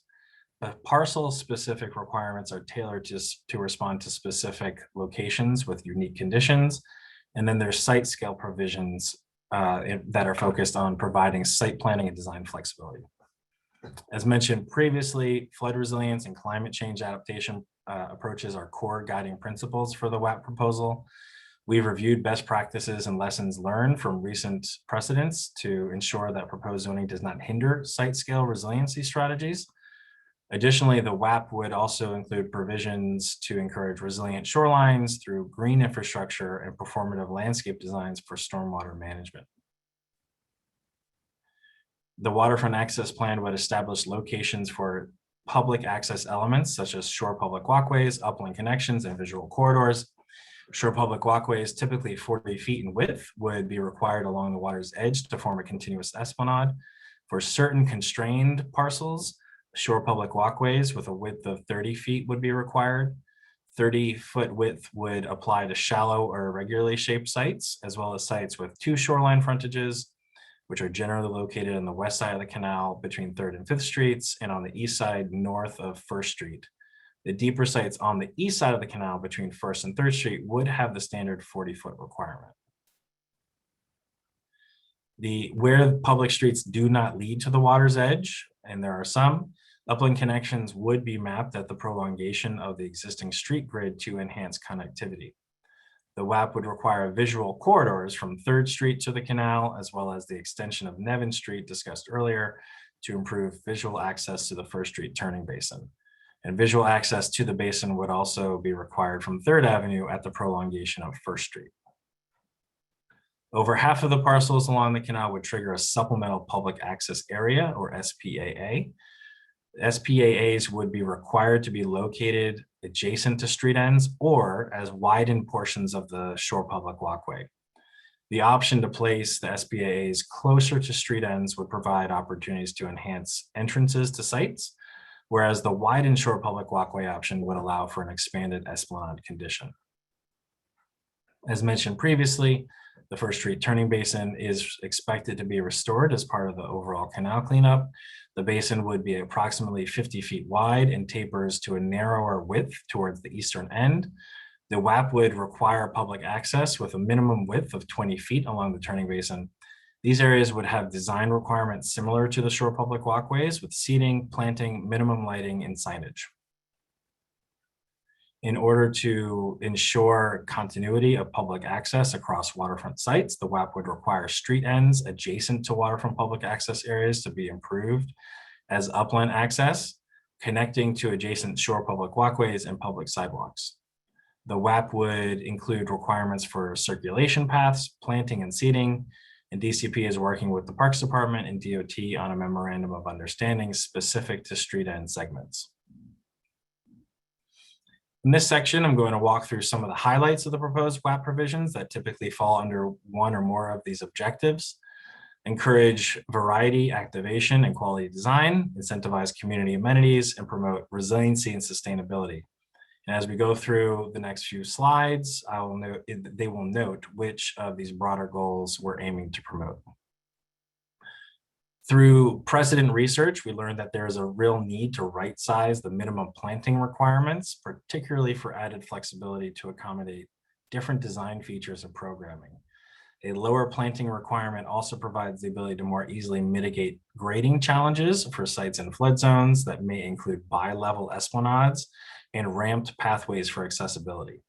The WAP would lower the baseline planting requirement from 50% to 35%, and the WAP would allow further reductions as of right up to 30%, but only if designs accommodate certain amenities such as play areas, water features, dog runs, and boat launches. The WAP would expand the definition of what qualifies as required planting to include intertidal planting in order to promote softer shorelines and waterfront water tolerant species. Up to 30% of the minimum required planting square footage can be provided as intertidal planting areas. The WAP would establish dimensional requirements and other parameters as well to facilitate optimal growing conditions. The WAP would establish elevations for portions of the esplanades to protect against long-term daily tidal flooding based on the higher end 90th percentile sea level rise projections for the 2100s, while also allowing some flexibility to encourage closer interaction with the water's edge. A minimum of 80% of the required circulation path would have to be located no less than 6 feet above the shoreline, and relief would be afforded to sites that include get downs which may necessitate pathways at lower elevations. The WAP would incentivize comfort stations, which are an essential public amenity, by exempting up to double the floor area of the facility, provided that it is located within or has an entrance along the waterfront public access area. Additionally, the amount of supplemental public access area may be reduced by an amount equal to the size of the comfort station. In response to what we've heard during the engagement process about promoting a cohesive design language across all waterfront sites through some consistent elements, the WAP would establish required railing and lighting fixtures. We have worked closely with the Parks Department and DOT on reviewing the proposed fixtures. The railing design was developed by the Gowanus Canal Conservancy. The truss railing design is inspired by the structural elements of the Gowanus Culver Viaduct. The WAP would allow for 2 railing infill options, a mesh panel, or a vertical rail option. The proposed light fixture is a DOT standard TBTA pedestrian pole in black with a teardrop luminaire. The WAP would require these consistent railing and lighting fixtures, which are prominently visible elements in the waterfront public access area, to provide a unified aesthetic across waterfront sites, while also allowing for flexibility and variation with other design elements. The various WAP provisions are intended to work together and in tandem and encourage designs that enhance interaction with the water's edge, while also improving visual and physical connectivity with building frontages anticipated to include a mix of uses. The proposed WAP requirements would offer a flexible design framework that promotes active, vibrant, and resilient esplanades. And as this was shown before, the waterfront access plan would transform the canal over time to a nearly 6-acre linear network of diverse open spaces that would be bookended by existing and planned larger public spaces such as Thomas Green Playground, the CSO facility open space, and the public park at Gowanus Green. Access to this linear network would be enhanced through improved street ends, safe pedestrian crossings, and tree-lined streets. And I'll end this section with a sketch that illustrates some of the design outcomes we envision. The WAP regulations are intended to celebrate and enhance the unique characteristics of the canal. In particular, the narrowness and immersive experience attributed to the scale of the canal. The activity and uses envisioned along the waterfront are meant to reinforce what is really inherently a social canal, lined with vibrant and resilient public spaces. So much of what we've described would be facilitated through the Gowanus Special Mixed Use District. The special district would create special rules for both waterfront and upland blocks, and I'll hit on a few that we haven't discussed in recent presentations to you all. To ensure retail continuity and active and vibrant streetscape and active bridge crossings, we are proposing broad non-residential ground floor requirements along 4th Avenue, Union Street, portions of 3rd Avenue, around Thomas Green Park, and a portion of Smith Street near the Smith and 9th Street station. And then at key bridge junctures, we're proposing commercial requirements to help activate the bridge crossings as part of the continuous waterfront open space. As mentioned in more detail above, the special district would create 2 use incentives to be applied to higher density areas and around key open spaces. Gowanus is home to a number of established institutions like the Can Factory, with larger former industrial buildings that have been repurposed. Cognizant that some may want to take advantage of the new zoning on their sites while maintaining their businesses or mission, and that integrating these old big buildings with modern construction and additional floor area is very challenging. We're also creating a CPC authorization to support existing large mixed-use sites seeking to redevelop while integrating new development with substantial existing buildings. The authorization, which would apply to zoning lots outside of the canal blocks and on greater than 40,000 square feet lots, which contain predominantly non-residential uses, would allow for modification to height and setback regulations and use and streetscape regulations to promote a mixed-use development with a superior site plan and design that better relates to the zoning lot, adjacent streets, and surrounding neighborhood. And just to underscore again, this would not apply on canal blocks sites, and really only a handful of sites might be able to use this. We've also looked at where we could widen sidewalks without impinging on the ability for lots to redevelop. These are along the 50-foot wide Nevin Street from Warren to Carroll, and along 5th Street between Smith and Hoyt, and along 3rd Avenue between Union and Warren.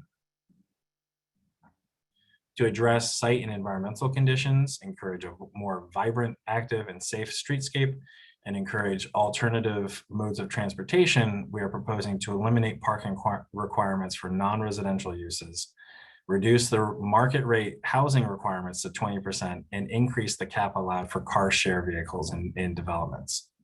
We're also proposing flexibility in citing required parking spaces in off-site and joint parking facilities throughout the special district. So DCP, HPD, DCAS, and Parks Department are proposing a suite of land use actions, including amendments to the zoning map to change existing low density light manufacturing commercial districts to mid to higher density mixed use districts, zoning text amendments to establish the special Gowanus mixed use district, create the WAP, replace the 4th Avenue enhanced commercial district, and apply MIH options 1, 2, and 3 within the rezoning area. Also proposing to designate city-owned land on block 471, lots 1 and 100 as an urban development action area, approval of the project as an urban development action area project, and disposition approval for the disposition area. Concurrently, there are city map amendments to acquire and map portions of block 471, portions of lots 1 and 100 as parkland, remove the public place designation, map new public streets, and demap 7th Street between Smith Street and the Gowanus Canal. The proposed park mapping application includes 2 alteration maps to allow flexibility in planning for the potential school across Hoyt Street. Timing of the development and school need are still TBD, and discussions between SEA, DOE, and Parks will of course continue well beyond ULURP. But including 2 maps gives flexibility in our approvals if a portion of the envisioned park needs to be dedicated as a school playground. The application will be reviewed throughout ULURP, and either of those maps could ultimately be selected and filed with the BP's office in the future. Lastly, disposition of city-owned property.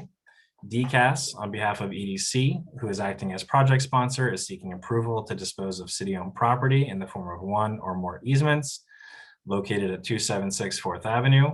The parcel is currently zoned M12 and used by the MTA as a transit authority substation known as the Garfield substation. The substation would remain active on the site. The new zoning would allow for new mixed income housing. The approval of the disposition action will allow the sale of development rights and may facilitate construction of a mixed-use development that will comply with proposed zoning and mandatory inclusionary housing requirements. So the proposed actions have been analyzed in a draft environmental impact statement that looked at a number of analysis areas related to the environment.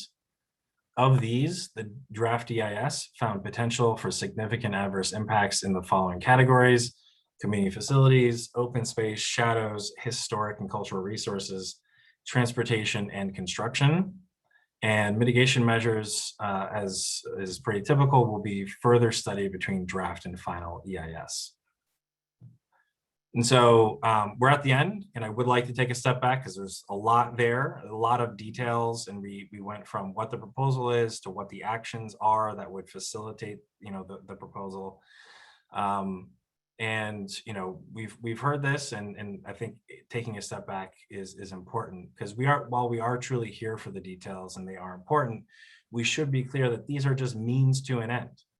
A future with a thriving, inclusive, and more resilient Gowanus, where existing and future residents and workers are able to participate in civic, cultural, and economic activities, and where the Gowanus Canal can be the center of that and can thrive and play an active role in the equitable and sustainable growth.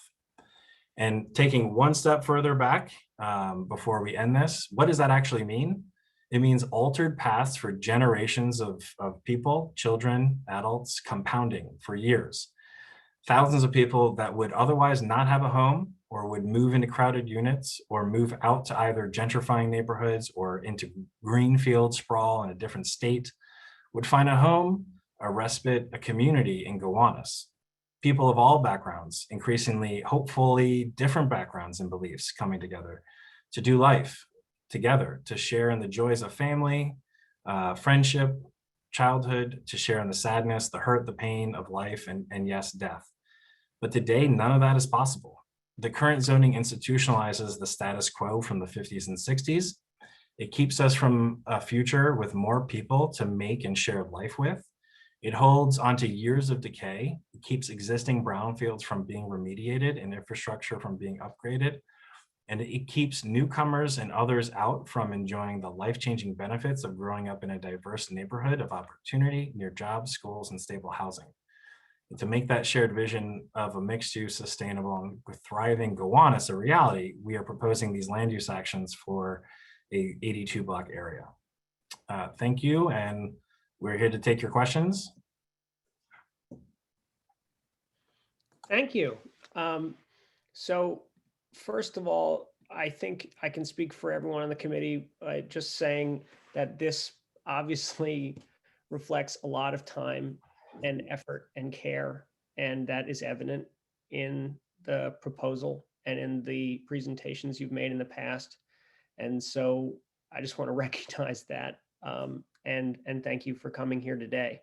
I know there'll be all kinds of different views here, but the amount of attention and effort and hours that went into this is just, it's staggering. So thank you. Thank you. I also want to say that for those of you who are tuning in now to this process and might be asking, well, what about the special attention to the housing component of this plan, which is very important? DCP already came and with HPD and made a presentation to our housing committee on the housing component of this plan. It's a very detailed presentation. It's available on the community board's YouTube page. And so I recommend that if I'm sure we can get into any questions related to that here today, but if you're concerned, what kind of affordable housing would this create, at what income levels, all of that is broken down in detail in a separate presentation, which has already been given. And finally, I just want to say, we'll be taking questions from the committee and members of the community board first, and then we'll go to public comment as a reminder for those who are tuning in now. So why don't we start with David? And while we get into questions, I would note I'm joined by, obviously I said at the beginning, Sagi and Amrita, but our colleagues from HPD are with us that were here on May 17th. And Andrew and Aaron from the development team, Gowanus Green development team, are here also. So just so you know, we have others on hand other than just me to answer questions.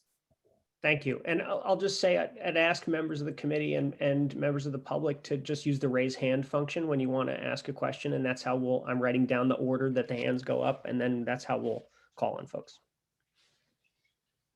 Okay. Thank you, Alec. Thank you, Jonathan. Thank you to your entire team. That was a very thorough presentation. I appreciate the time you put into that. I just have some points of clarification. You mentioned a few times that the parking was 20% of market rate apartments, and then it sounded like it was market rate and MAH. Can you just clarify that? Yeah, sorry if I misspoke. There were lots of words there. Sometimes, I can get mixed up. So to clarify, maybe this is the simple clarification. There will only be requirements for parking requirements for market rate housing at 20% of the market rate housing. So there's no requirements for affordable housing as defined in the zoning resolution, and the non-residential uses will not have any parking requirements. Okay. At the north end of the canal, I think you briefly mentioned that some of the parking will allow to be screened at the street level. Those last three words are mine, but is that my understanding? Yeah, the screening of the parking, you can either screen it with the building or uses. So if you have a commercial use, you can screen it, or you can have, and I think maybe I'd like to lean on either Amrita or Sagi if they can give a little bit more on the screening in the zoning, the proposal. Yeah, No, go ahead, Sagi. No, go ahead. Yes, so there's screening requirement if parking faces public facing streets or esplanades along the canal. So typically a wrap floor area is required to cover the parking, and the depth is up to 30 feet. And this ensures that any public-facing edges of the buildings are activated, and we don't have parking directly fronting the waterfront open space. Okay, so this, sorry, I did misunderstand that because I thought it was either a wrap or screening. So you're saying this wrap is the screening. There's no, I don't want, I'm trying to wonder if Fourth Avenue is going to repeat itself over here. There are certain public key frontages, such as the waterfront esplanade, where this wrap requirement would happen. But on side streets and other back of house areas, there would be a screening requirement. So it's a combination of the two. Okay. And to clarify, for Fourth Avenue, the requirement, it's gonna district, which would require, can you hear me? Now I can, go ahead, you froze there. Sorry about that. We are requiring, it's proposed to be an enhanced commercial district where active uses are required to front Fourth Avenue. Okay. CSOs, I keep trying to wrap my head around this. Jonathan, you said early on there's going to be a reduction in the CSOs due to this rezoning. Now I may be simplifying that statement, but I'm just trying to understand, is the reduction because of the 2 retention tank facilities? Is it a reduction below the current CSO levels? If there is a reduction, how much of it is created by the new zoning, the new construction or development? Yeah, the analysis in the EIS took into account what is being ordered by the EPA. So that's part of the, I guess you could call it the no action, it's happening. And then we looked at also with the rezoning and the unified stormwater rule, what would happen. So things get better with what is being mandated. And the rezoning coupled with the new stormwater rule makes it even better. So it actually, it's a slight reduction. It's not enormous, to be perfectly honest. But it is a slight reduction overall, which wouldn't be there without the rezoning. And so I sometimes, recall it as, the housing is doing kind of double duty as infrastructure. It's infrastructure as housing for people, but it's also going to be holding on to stormwater. And what actually really helped click, unfortunately, is the pandemic and the whole, the rhetoric around flattening the curve. What is happening right now is the rain is falling on CB6, and the brownstones and Carroll Gardens and Park Slope don't do anything other than just throw it into the street. The streets basically act as a sewer. They go into the real sewers and it goes into the canal. But the new housing, the Gowanus rezoning would hold on to it, and the orifices in the sewers would actually be from the housing into the sewers would be smaller, which it doesn't mean there won't be the same volume of rain. It just means that it will actually happen over a longer period of time and flatten the curve that goes into the sewers, thereby reducing the CSOs that actually do occur. And you're talking about reduction from current CSO levels. I'd have to double check. Yeah, I believe there's, I think, let me get back to you on that. Okay. Since there's some technicalities there. And then my last question, just again on the North Canal site, you mentioned that there couldn't be more than 2 towers at each block, only one that reaches, I think, maximum height. I don't know the size of the sites and didn't, can't do the calculations quick enough, but is it possible that any developer could subdivide and realize a tower on each site that's maximum height? Is there, I'm just looking for loopholes that, I thought that was an interesting presentation. I just wondering if they could play with that. Sagi, do you have I can take a stab. So for waterfront, actually subdivision is something that you can't subdivide out of the requirement. So the lots recognized today would not be able to be subdivided in a way that you get out of waterfront zoning. That's one answer. The other thing, I'm not sure I follow, you can maximize the requirement for the block is the requirement for the block. So if you have, a block and you have 2 towers requirement, the northern one is always required to be the tallest one. So basically, we don't believe there is a loophole, but I'm not sure that I follow the complete scenario that you're describing. Well, it sounds like you're defining a block as a zoning lot. I'm just wondering, can't someone create 2 tax lots and 2 separate zoning lots then, or are you saying that's not possible? It would be waterfront parcels, and the parcels are defined as they are now, and the rules would apply on a parcel basis.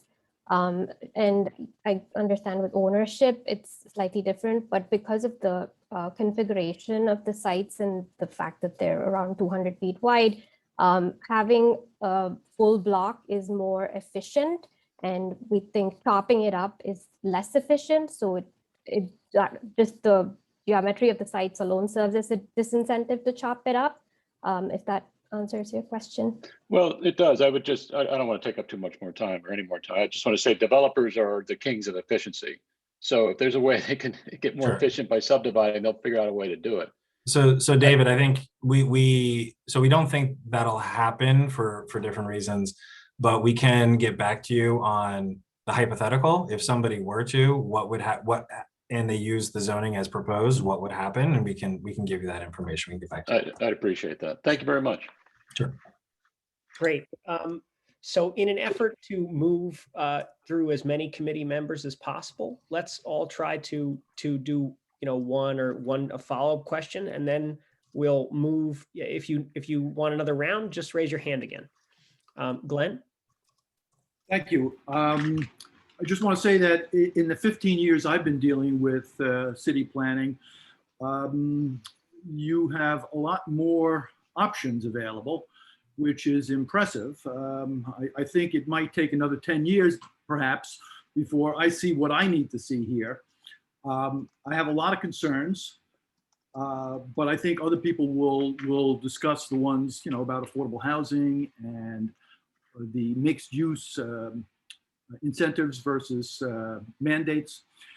So I want to concentrate on the open space and shadows that I read about in the EIS. Before I do, I want to ask if the public hearing is going to be recorded, both the Zoom, as most are, and the in-person component, because it will be helpful to be able to bite this off in chunks if you can't see it all at once. Yes, as this is being recorded, the public hearing will be recorded similarly. Good. Okay, so the plan you just showed for Gowanus Green appears to remove all sunlight from St. Mary's Playground. I don't see any possibility that there'd be ever any sunlight falling on that property. It seems that Thomas Green would be similarly afflicted, although there'll be some sunlight. The EIS indicates that it's likely enough shadow to cause relocation of the pool, if not doing away with the pool. So that's a big concern. The Bond Street, at the end of Bond Street, you talked about the Shore Public Walkway.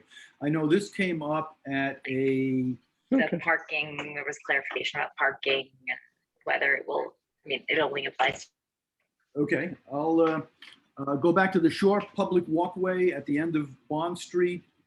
You presented to the Economic and Waterfront Development Committee some years back, and there were concerns that the taking of property behind the building just west of Bond Street, where it meets the canal, would remove the possibility of them using the back of their building, which we made clear was a concern. There was also the concern of a nearby business requiring their trucks to back in from that block that dead ends at the canal into their loading dock. So it seems that has not been factored into the plan. It seems that you're still planning on taking that property.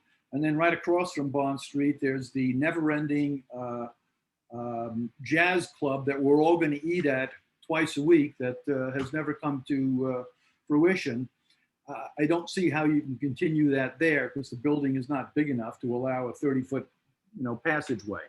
So, that's a concern that should be looked at, and you should clarify your position and this plan. When it comes to Glenn, can I start responding before I forget everything you've just said? yes, It's a long list. okay.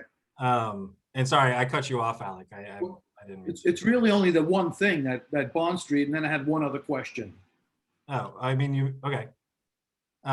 So I just from the top, I think just from St. Mary's Playground, I would suggest you look at the shadows analysis in the EIS. It did look at that. It was determined it's not an impact. There is certainly light that still goes to St. Mary's Playground. What I think should be noted is that it's already under the Culver Viaduct. It's designed to be shade tolerant. Actually, on a number of site visits, I brought my son. It's wonderful. It's such an amazing playground, and kudos to Brad and the borough president for putting those funds in. And on the Thomas Green Park shadows, I think if you look closely, and I'm happy to talk about it tonight, is probably not good because we need to get to a lot of people. But the shadows around the park are actually coming from that is indicated as an impact is actually from the development site that is currently the staging site for the head end of the CSO facility. It's not actually the developments that are proposed around the park, just based on how the sunlight in New York City, how New York City is oriented in the block and lots. You actually can't shade anything below 108-degree angle on either way. And so basically everything north of a park really won't shadow something south of it. So you're really looking at the southern sites along the park, and those are just oriented just south and east of it. And the heights aren't great enough that they don't really impact the park to the level of a seeker impact. And they don't actually, what you're talking about with the pool is something that we've talked a lot about with the parks that is of concern, is the pool. That really, that shadow is really coming from the staging site. So I just want to, I think, make sure that if you're talking about what is the cause of concern for a shadow, that we're clear on what is causing it. And then on the Shore Public Walkway, on Bond Street, that's an easy one. We're not proposing to map that as park. And so that's going to be a street end that would not have the proposed park that we were planning for. So it won't connect. I think, yeah, I mean, not through that mechanism. I think it's open, and I think a lot of folks rightly say the outcome of doing nothing and not connecting is not what we want. And we thought the park mapping was very much appropriate and wouldn't interfere with those businesses, but due to the advocacy from you all and others, it's not in there. It's a wish list if it is possible in the future. So Glenn, if you have more questions, just keep your hand up and I'll slot you in after the round of folks that haven't spoken yet go. Sure, Alec, I have one more. Okay, great. And then I just want to give an opportunity for Councilmember Lander to say a few words because I know he's here. Thanks, Alec. Although I don't really need to use my time here, I just want you guys to know I'm listening. We got a lot of we've done a lot of work here, and we got a lot more to do. So I just appreciate the seriousness with which board members are digging in, and people have a lot of perspectives and a lot of knowledge and a lot of questions, and I appreciate it all. So I will be with you for a little while more tonight, and then most of the time next week, and then look really forward to staying in dialogue about all the issues that we're working on that we care about together. So thank you. Thank you. Bob, I had you as next. You mentioned that you were going by what the community wanted over these years. I've always heard, as a community board member for many, many years, that there's always been a concern about housing for the elderly. Has that been brought in anywhere into it? There are beautiful pictures or drawings of people in the canal in almost every shot that you get that does have the canal in there. This boat of some kind, or people even walking into it from the edge. Where do you foresee that use, being used? And It's obviously not going to be swimmable. My understanding is the city is dragging their feet about cleaning that up and making it usable. Just wonder where you stand with that. Sure. I'll take that first question and then I'll hand it over to my colleague to talk about the senior housing question. The question related to sort of getting down and interaction with the canal is something that I think, it came up at the commission, and I'm sure it'll come up with the esteemed dredgers and other folks that are, advocating for boat launches and more interaction with the canal. I think the answer is, we hope to see it all over the place. We're putting in place regulations for people to act on and for the community to advocate for. We have ideas. We think that some of the larger sites south of Gowanus Green, the 3rd and 3rd Street, they have very large supplemental public access areas where you could do a lot of innovative things. But we also, do not pretend to have a crystal ball that knows exactly how developments will play out and when things will happen at what time. And so there does need to be flexibility to, as they come along, to see what has somebody else done next door. If someone first comes along and they've already done, what you want to see, or the boat launches, doesn't make sense to have it right next door. So that may not get to, maybe your desired outcome is to have something much more detailed that says this happens on this parcel. But what we have is incentives and a vision that will get us to what you want to see, but we're not exactly sure if it will be on that parcel, because that'll happen over time. It wasn't a matter of where, but where do you see the canal being clean enough to be actually used? Yes. I mean, I think you all are probably experts, maybe better experts than me on that, particularly folks that are on the CAG. But I mean, I think that is something that will take time, clearly, and is something that we, along with the state and the federal, EPA, are hoping to help, produce. Sure. And about the elderly component? Yeah, Lynn. Hi, everybody. Thank you, Jonathan. Yes, well, first of all, what the plan allows is it's going to map mandatory inclusionary housing, which, anybody, not just, families and younger folks, but seniors also allowed to apply for those affordable units. So we're expanding that in the neighborhood. And additionally, on the Gowanus Green site, right now we're proposing approximately 950 affordable units, completely affordable. And within those 950, we're proposing about 115 units of senior units for one of the buildings.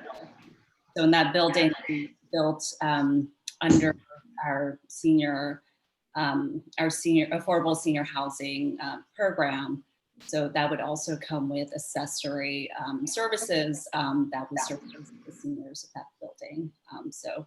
And you have a term sheet, so if anybody wants to build affordable senior housing on private side, be allowed to do that as well. Let me just jump in here and say it's my understanding that the St. Mary's Star of the Sea on their development site, on the site that they own, are also, their primary interest is in affordable senior housing there. And I forget how many, whether that's 70 or 100-ish units. That's correct. I don't have much details on that. That is definitely in the talks. And just a real quick, will a developer be allowed to buy air rights from another parcel somewhere to make the towers taller?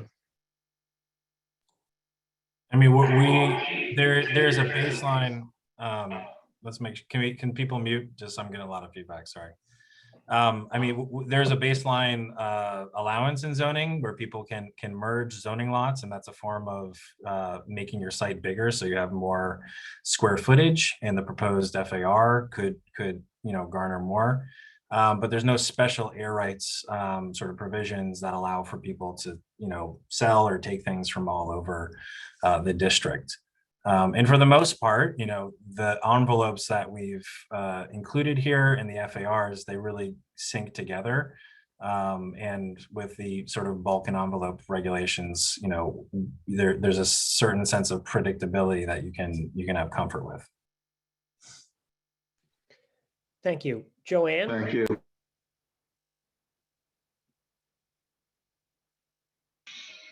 Oh, good evening. How you doing, everybody? My question is, but I just wanted to make a little bit of question about the Thomas Green Park. I know what they said earlier, well, with Glenn, but my question is to him is that the building that he planned on building that's going to be like behind, like on Nevin Street, how many floors is he talking about building there? And if so, and if it's going to be like over 14, maybe 10 or 12, I'm not sure how many floors he planned on building, but won't that be able to block the sun from the pool area, rather dealing with the Thomas Green pool, and also rather with the regular park that's I'm talking about the green space.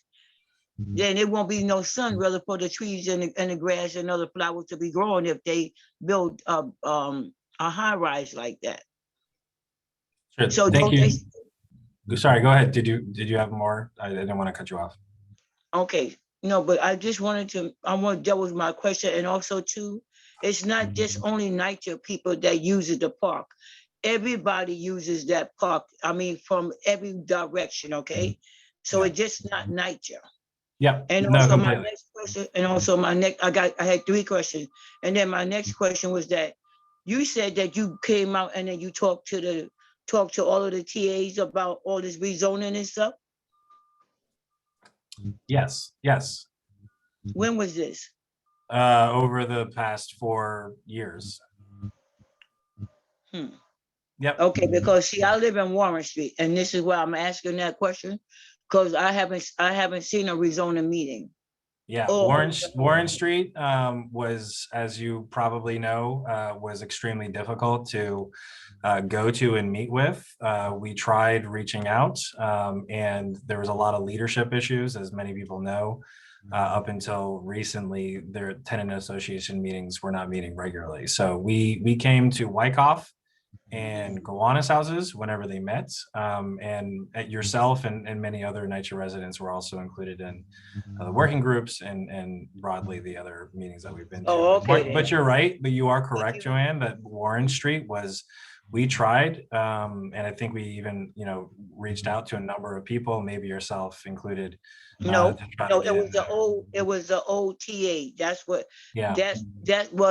was happening there. Okay. Yeah. But this is why I said to you, I know that I didn't see any rather workshops dealing rather with the rezoning. And so see, I can't clarify that because right now I'm the president right now of Warren Street Houses right now. Great. So okay. I'm asking a question because like I said, but when you talking about Warren Street, and I'm like, wait a minute, I didn't see no meeting or nothing like that. Yep. Well, I hope if that came across as mischaracterizing it, I apologize. But yeah, I'm happy, thrilled that you're the president of the TA and that hopefully we can connect and answer any questions or help with anything that would provide more information to the community there. Okay, thank you very much. Because like I said, but then also, I don't want to put no label on anything right now because I'm looking at it. But when you're doing rezoning, I always have had a problem rather with the rezoning because it's like that you're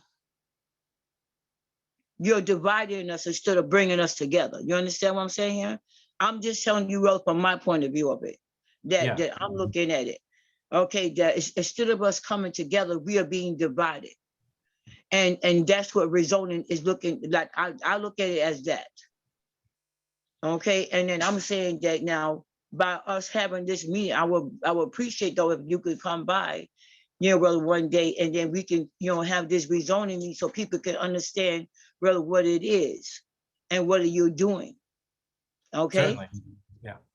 Okay. So we will be. They are, and I mean, I don't mean to. Like I said, I'm gonna say this once again. I'm not laboring anybody, but it's like that you're dividing us when you're doing all this rezoning, and then you're doing all these high rising.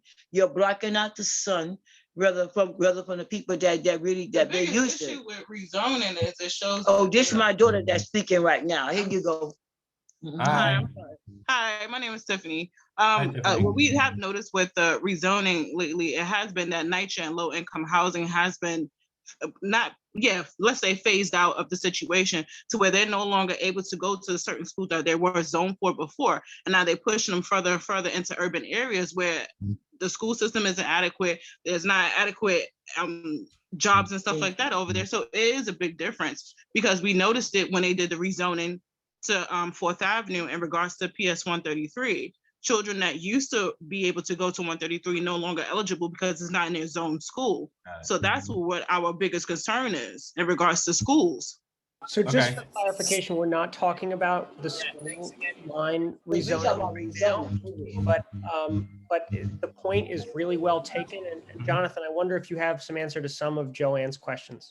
Yeah, I was going to say the same thing. I think there are two processes going on. There's the Gowanus Neighborhood Plan, where we're proposing to rezone the land use regulations in the neighborhood. That has also, in parallel, there is a DOE sponsored, school zoning study that I think just came out with their recommendations the other week. And the two zoning that we use the words, but they don't mean the same thing at all. And so, I hope that has clarified, things about, being divided through rezoning. If anything, we have, made extreme efforts to bring people together, even if people don't agree, and that this rezoning would actually knit communities that have been bifurcated through, basically years of neglect and contamination together around, a new canal with waterfront open spaces and affordable housing. I would say just at the very beginning, I just want to note on the shadows concern around Thomas Green Playground.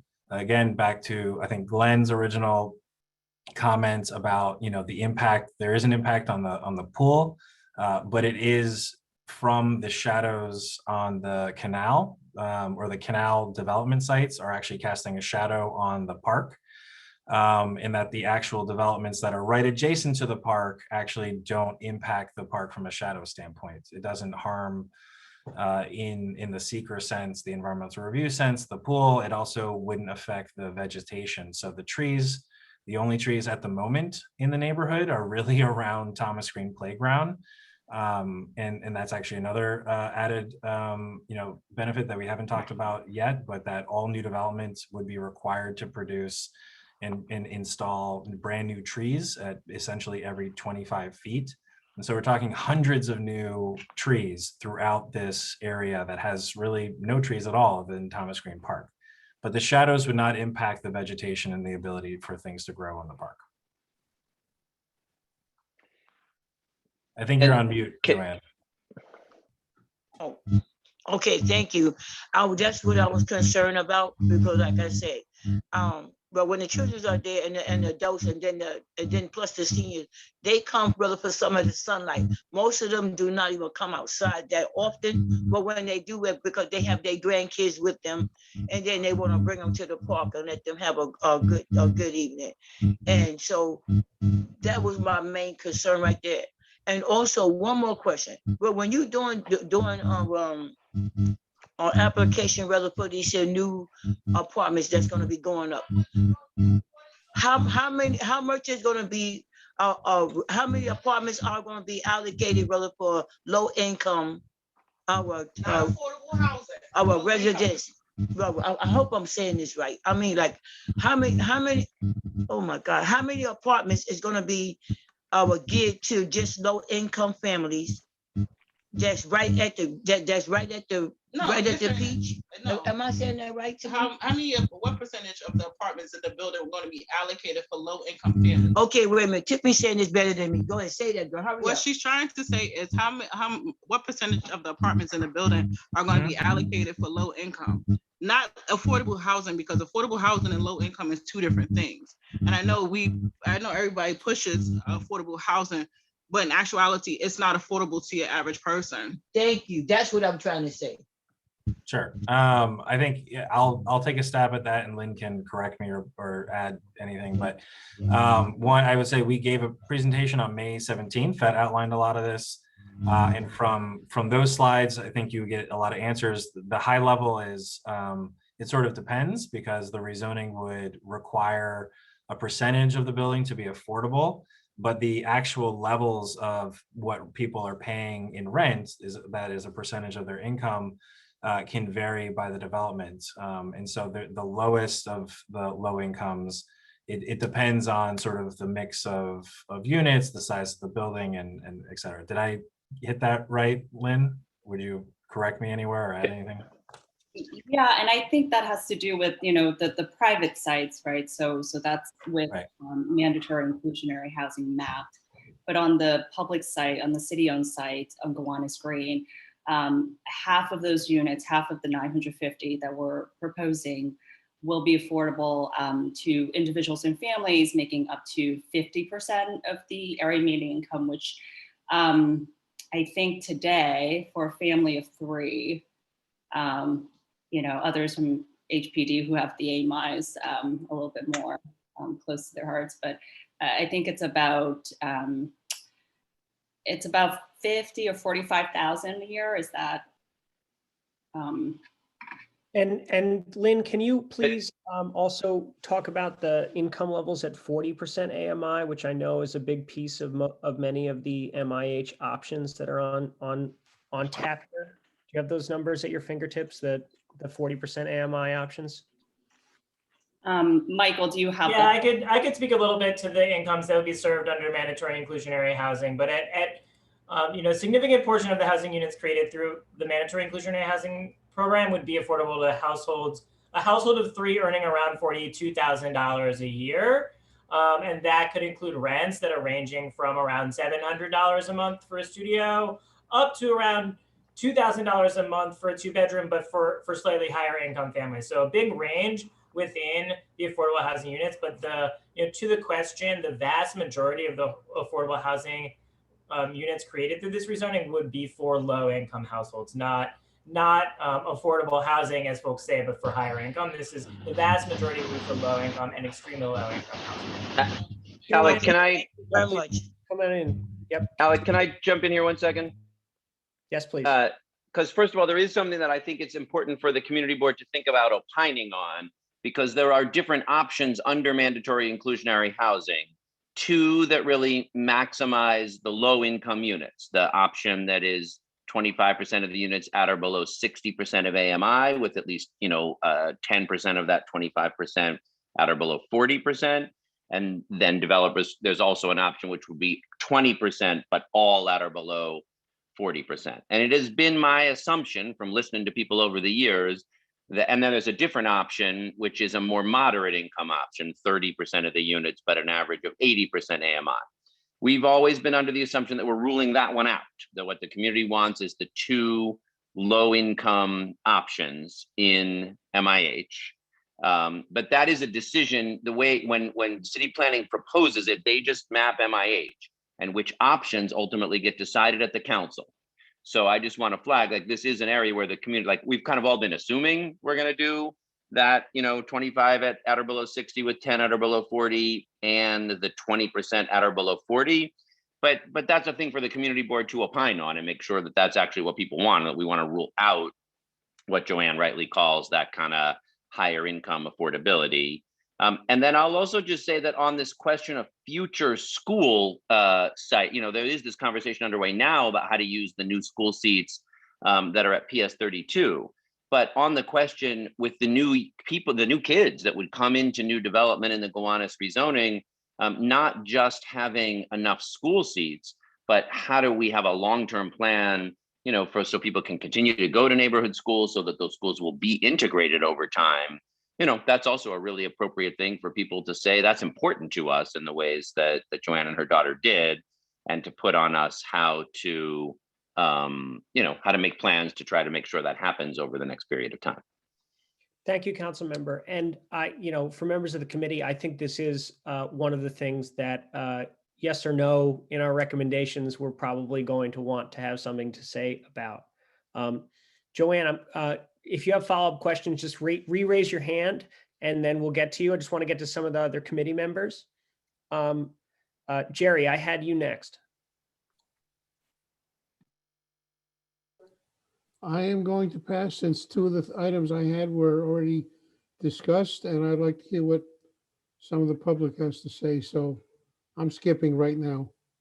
That is magnanimous, Jerry. You win you get the ball tonight. You have the game ball. Okay, Daniel. Yeah, I just wanted to get a little more clarity about, well, actually, I did have a question about the schools and whether is there any other provision in the plan for a new school other than the one at Gowanus Green that was discussed? That's my first question. And the second question is just to have more clarity about the aspects of the plan along 4th Avenue. It was a little unclear. It was talk about replacing the enhanced commercial district, but then discussion of similar kinds of requirements, and also wanted to know, like, are there increased FAR allowances along 4th Avenue as well? Sure. So on the first question around schools outside of the city-owned site,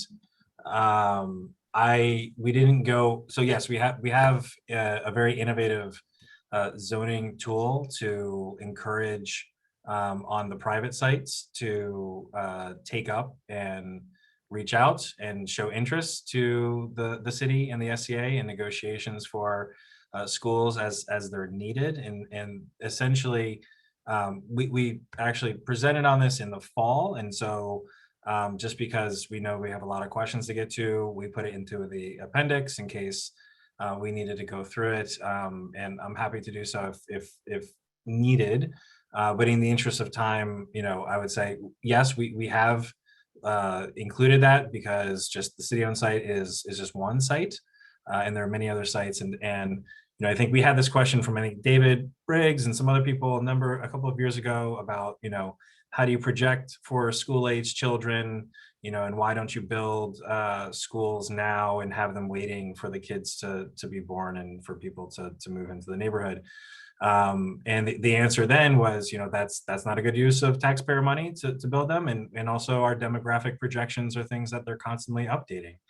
And demographics are, volatile. They can really be impacted by pandemics and other shifts.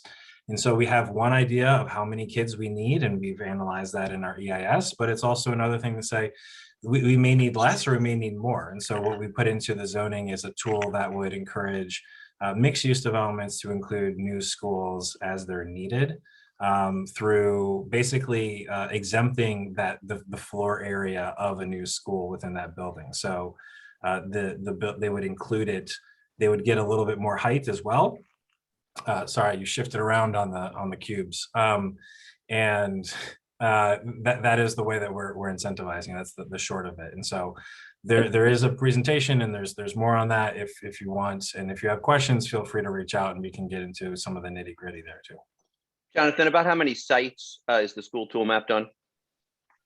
So the canal, sure, thank you. The canal sites are the ones that are bigger, and so they are the most likely to be able to fit it into the base, and the exemption would allow up to a 60,000 square feet exemption, which is the lower limit for a medium-sized school to really fit in. And there's about 13 canal sites they are bigger, that they can partake in that as of right. They obviously have to work with the city. They have to, it's not something they can do. It has to be a school. You can't just build a school and get exempted FAR. There has to be a need. There needs to be a negotiation with the city. And the applicability is also elsewhere in the district, but it would be through an actual discretionary action that comes before the commission and the community board, because those sites are smaller and there's a lot more sort of review that needs to occur for the upland areas than there is for the canal sites. And John. Okay, thanks. Yeah, and then there was just the question about 4th Avenue as well. Sure. Geez, I'm hoping that my answer doesn't cause you more confusion, because I thought I did a good job in the presentation. But currently there's regulations in the enhanced commercial district. We're essentially taking them into the Gowanus rezoning area, right? So we call it replacing. So we're getting rid of it in the Gowanus special district. We'll have regulations on 4th Avenue that basically mirror, and also we've learned some things. So, having more uses that are allowed to be used on those ground floors means that there's going to be less, vacant sites as well, because people can use it for more things than just commercial. They can use it for daycares. They can use it for lots of other things. So. And increased FAR along 4th Avenue? Increased FAR, it's currently at an R8A zoning, which is a 6.02 FAR. A portion of the rezoning area on 4th Avenue is currently still M today. And the other part is the R8A that was rezoned in 2003. So we looked at this, and in order to get mandatory inclusionary housing, for it to be, not just constructible and feasible from a market perspective, but also to avoid legal challenges from a takings perspective, you need to increase the density to allow for more. And so it's from 6.02 to 8.5. Okay. Thank you. All right, thank you. Allison, I had you as next.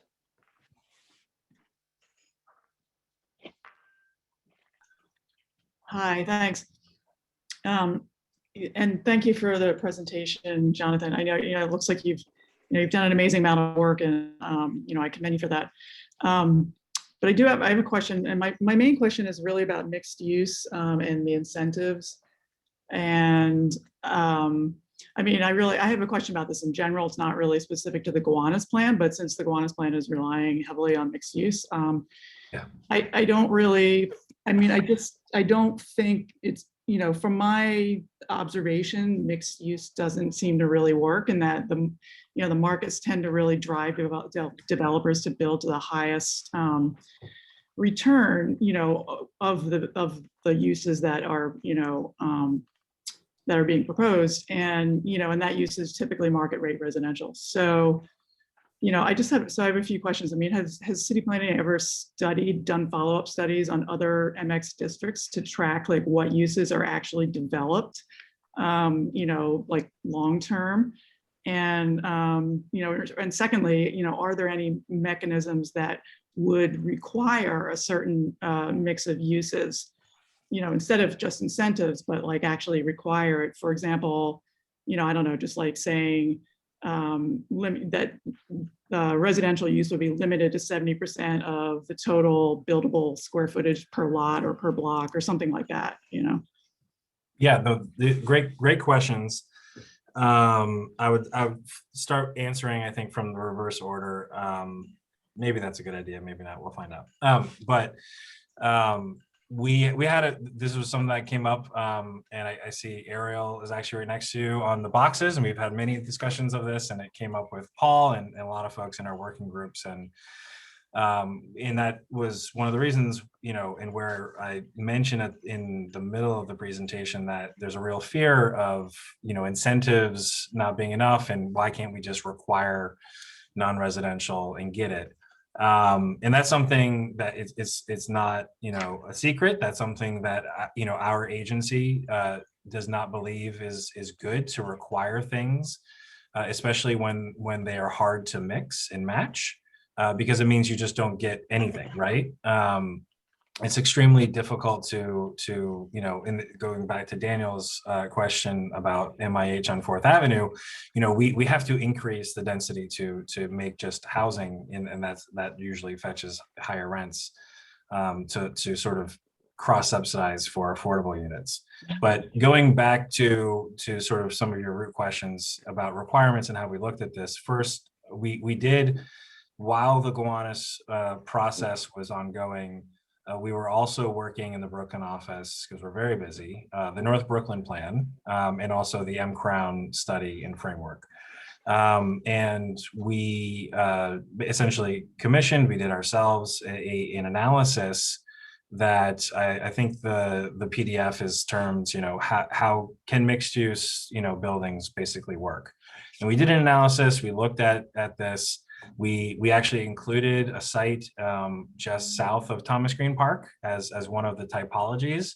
We looked at different markets and what the rents could fetch, and what, I think I've asked if they could drop the PDF into the chat at some point for people to look at on their own time. But essentially for Gowanus, and well, for the city, the results are, you're right, it's extremely challenging, and it often doesn't occur.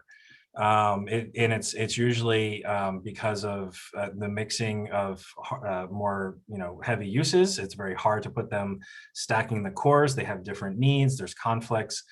And it also comes down to what rents can be gotten. Where it came out on where it could occur, where there is a shot at this occurring, is actually Gowanus, and that really put us wind behind our sails to say, we don't think requirements is the right thing to do. Pandemics, changes happen that we actually can't foresee, and so if you require something, you could be set with that for a long time and have to come through a ULURP process to undo it, and that's not the outcome we want. And so how do we incentivize this in such a way that gives people confidence that actually it will happen?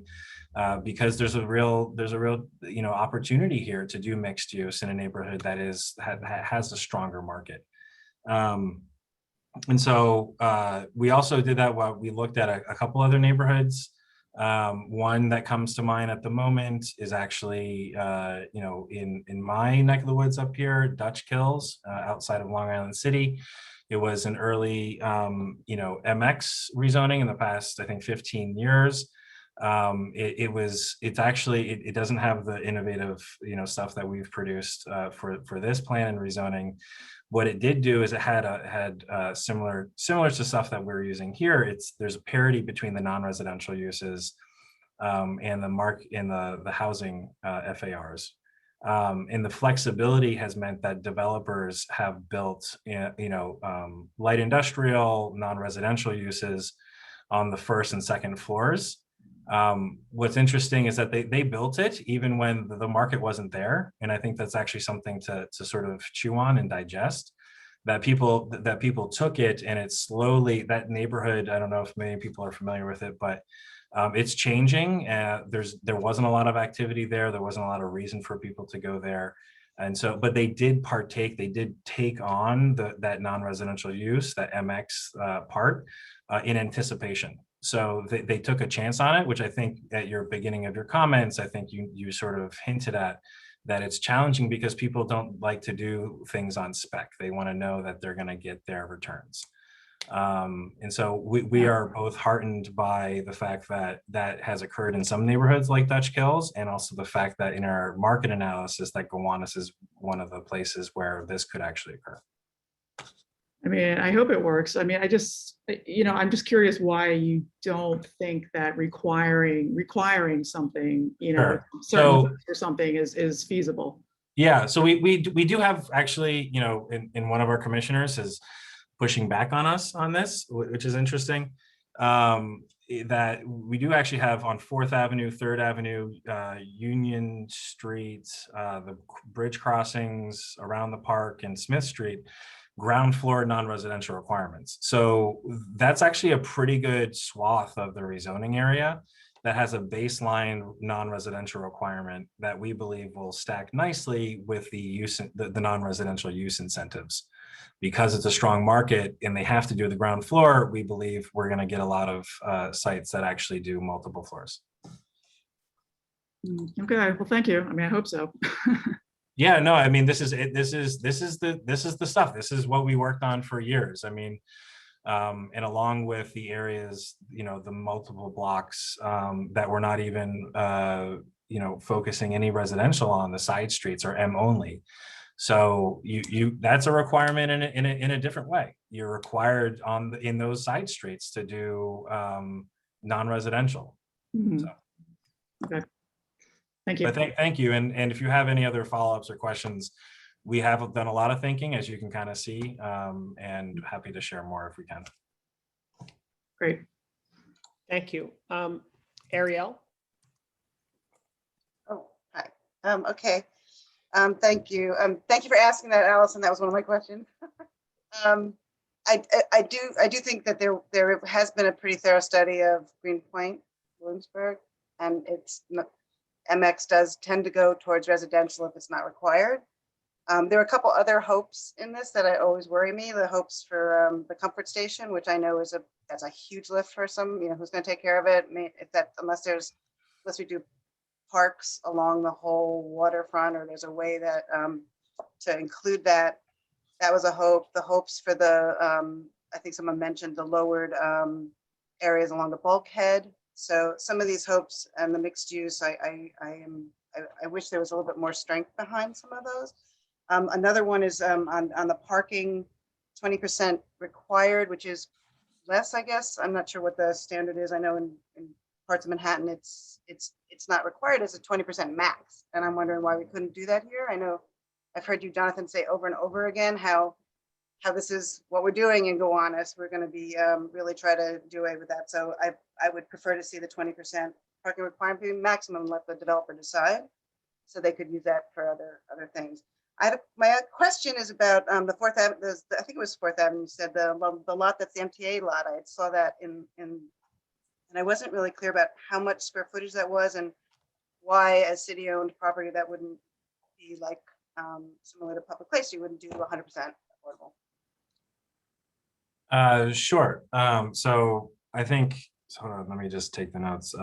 Garfield amount of square feet. I think that's on top of my head. So the proposal on 4th Avenue for the Garfield substation, because it's an M district today, under the proposed zoning would have about 51,000 square feet of development rights, and those could be sold. It would have to go through a process. Obviously, it has to be approved through ULURP, that disposition authority. You know, it's different in the sense that it's not going to be redeveloped. It's an active substation. So it would be a sale, and the sale is just in the air. The rights that would be sold are just you know, contingent on the mandatory inclusionary housing. So whatever options come along with that. For parking, sorry, can you just make sure I'm right? Were you saying you wanted lower parking requirements or max? No, make it a maximum, not a required. Make it a maximum. Sure. I think, you know, we'll see. I think, you know, if we're talking, you know, personal beliefs about parking, we may be different. I think parking is an extremely controversial issue and people have different beliefs and feelings across the board. And I think we are sensitive to that, particularly in this neighborhood.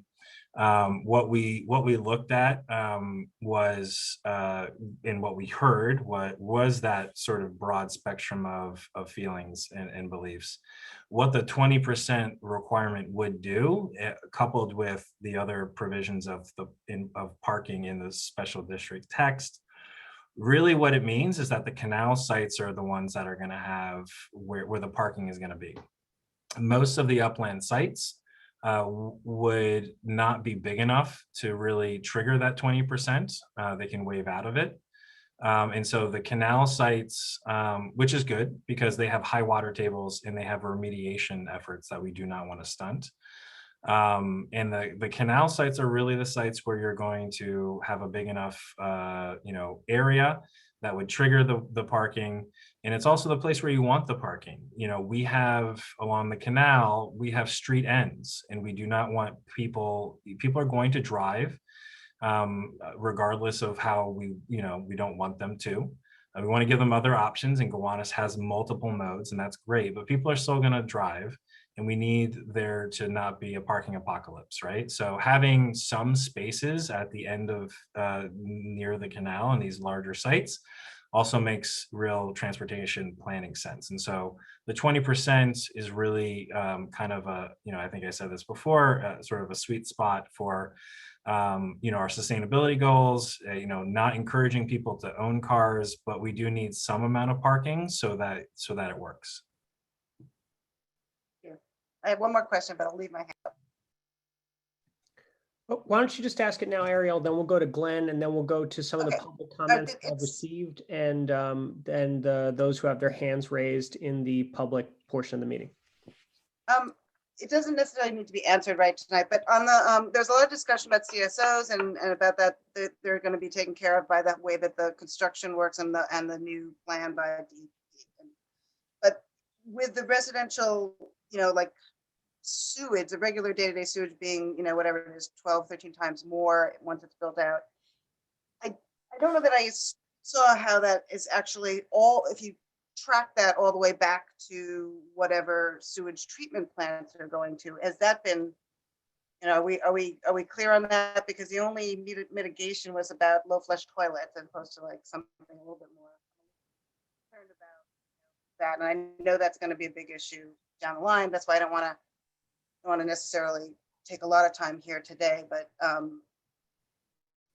the delta between what's no action and what will be, I'm not sure on a dry day it's accounted for. That's what I'm saying. Sure, I'd like to maybe delve more into that too, because I think there's a lot there in the technicalities. I think we're in the specifics of the analysis, and I think my understanding, as a planner and not an engineer, is that the amount of stormwater, that's held, is so significant that it really does a lot to reduce the CSOs. I think the question of, what happens to the sanitary part and all that, I think I'd like to talk to you more about that and delve into that, because I don't have it off the top of my head. Okay, Glenn?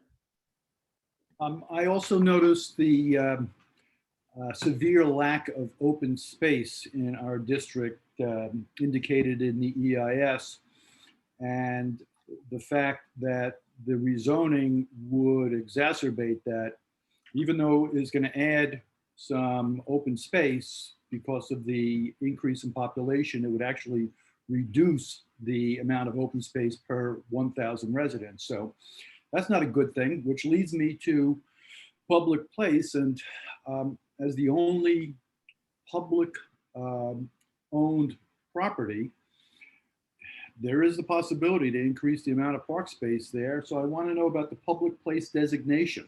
Every other place is just going to get a zoning change. Here, you've got to remove this designation. Could you please explain what that public place designation is and why it was created? Sure. Do you have a question on open space, or was that a segue into the public place question? That's right. I'm just concerned about the lack of open space that we have, and we're missing an opportunity here to make it better. In fact, we're going to make it worse. Sure. I mean, for those who may have not read all the chapters, so there is an active open space impact. I think some of the numbers are in the reason why we have an active open space impact is because overall there's a reduction of 2.7% in the open space ratio, which is a ratio of a ratio. And we then also have overall, there's a total decrease of 1.45%. But on the passive open space side, there's actually an increase. And it is an impact, and it's something that we take seriously. I think I would note that we have heard and we've seen and we've been planning for growth, and we know that this neighborhood did not have a lot of open space to begin with, and so we have worked hard to increase that through both the WAP and the amount of park space, and also working with our DEP colleagues on the over-acre site on the CSO facilities to bring all this that's over 6, 7, 8 acres into a neighborhood area that doesn't have any. And so the decreases that you're seeing, though, is actually, to me, heartening. That is actually not more. For a size, of a proposal, we have actually included a significant amount of open space. Always, we're looking for more and to improve neighborhood parks in the area. As you know, Glenn, being the chair of the Parks Committee for CB6. So segueing, not really segueing, but just jumping to public place. That is an extremely old term that does not have a very strong definition. They are used for a lot of different reasons. There are public places in the middle of streets, and if you told you where it was, you'd look at it and you'd say, I don't understand, okay, it looks like a street to me. The purpose for it is to provide the city with enormous flexibility in basically, not allowing for things to happen on a particular site. And public place was designated here partly because there was fear back in the 70s of a commercial development going onto public place. People didn't want anything to happen there. And they advocated, and the city mapped a public place designation on it to allow for a wide variety of things to happen, including recreation. Because people, I think some of the statements in the reports were, neighborhood recreation needs to happen in the neighborhood, right? You don't want to have to leave the entire neighborhood for that. And so removing the public place designation is crucial because you can't build housing on public places. And so we also know that recreation, open space on that site is something that people have been fighting for since the 70s. And mapping parkland is an acknowledgement of that, and something that is at a much more serious level than a public place, since there is that it will be a mapped public park. It will be part of the Parks Department portfolio, jurisdiction, and so forth. Thank you, Jonathan. Sure, Len. Okay, so let's try to get to the public comment section. Now, I did get one question that I want to pass along to you by email from Martin BC, who you might know is the owner of the BC studio in Gowanus. And he was reading through the DEIS, and he said that it seemed like potentially the EIS did not really to have an accurate assessment of the impact of the rezoning on music spaces. They were characterized as part of the information sector in the EIS. And he said that he noticed that Band Spaces NYC, which is a site, was characterized as a quote unquote recording studio when it's in fact a rehearsal building that has about 80 rehearsal rooms, not a recording studio. Mm-hmm. And that as a remedy for its potential displacement, he noticed that Peter Carl Studios was mentioned, but that closed 4 years ago. And so that I think led him to ask, how did you all make that assessment on that part of the EIS? And and so that's his question. Sure. Thank you for saying that along. So there's a couple things that come to mind. One is, how do you know what's going inside of a building is a very tricky thing to figure out. We often triangulate through many ways. We do internet searches. We look at information publicly available on who owns it. We do site surveys. We go out and we look. I think I know, and I feel like this is actually not a good reflection on how long and much I've been working on Gowanus, but I think I know exactly where this particular spot is around Thomas Green Park.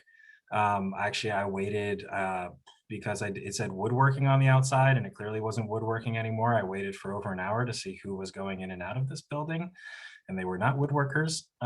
And so we delved into that deeper.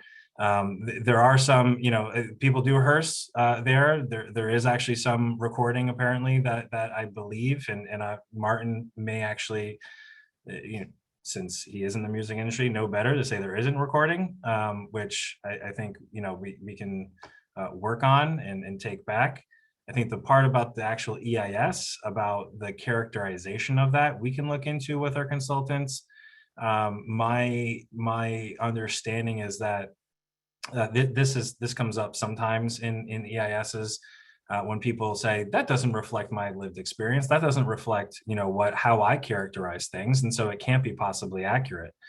If you just sort of ask the question, there's usually a reasonable answer. One of them is often categorization, putting things into categories is often done at a higher level, and it's broad strokes because at the lower level there's so many different permutations of what a use is and what a business is.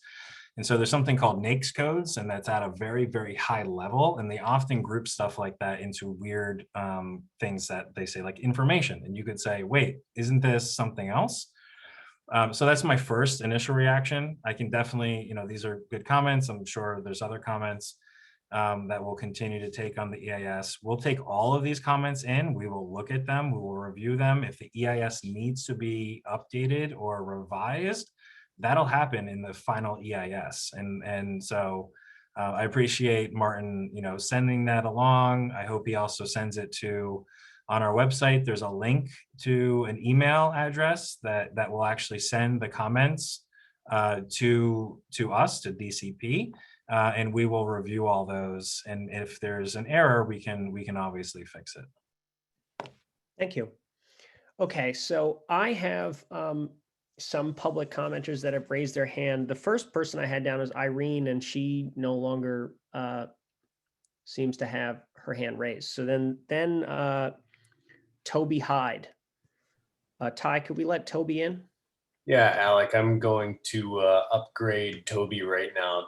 Toby, you're being promoted to the panel. Once you get on the panel side, you should be able to unmute yourself.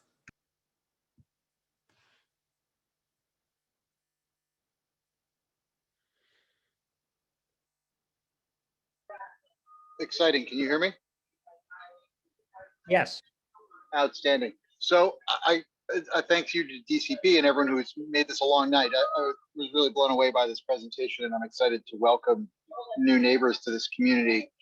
Can you talk about some of the ways that we can add housing units to this plan and keep the sort of thoughtful balancing act that you've put together? Are there tweaks that you've thought about that the community board can that you can present, sort of alternative scenarios? I mean, yeah, there are, that is a huge question. Often, you don't hear that and people are looking at this from the opposite standpoint about, where can we cut things? It is I'll just say from a process standpoint, something that is challenging since when you're in public review, adding anything on sometimes necessitates starting over again, and that's not something we want to do. And so there's certain things that can be alternatives. There are often things that are sort of sideways changes that don't really affect the environmental review. There are things that can be, reduced in size that are often, because of environmental review law that you may or may not agree with, are allowed because it's a reduction. If you're expanding it, it's essentially in many regards in land use law seen as like a new proposal. So there's not as many ways to do what you're asking for. Although we're always open and we are in a housing crisis, we have 60,000 people that are homeless, 20,000 of them are children. So we are always open to working with CB6 on thinking about additional ways to bring more housing to, high opportunity neighborhoods. Thank you. I also have, next is Doug. Doug, I'm going to promote you to the panel right now, and you should be able to unmute yourself as soon as you're on this side.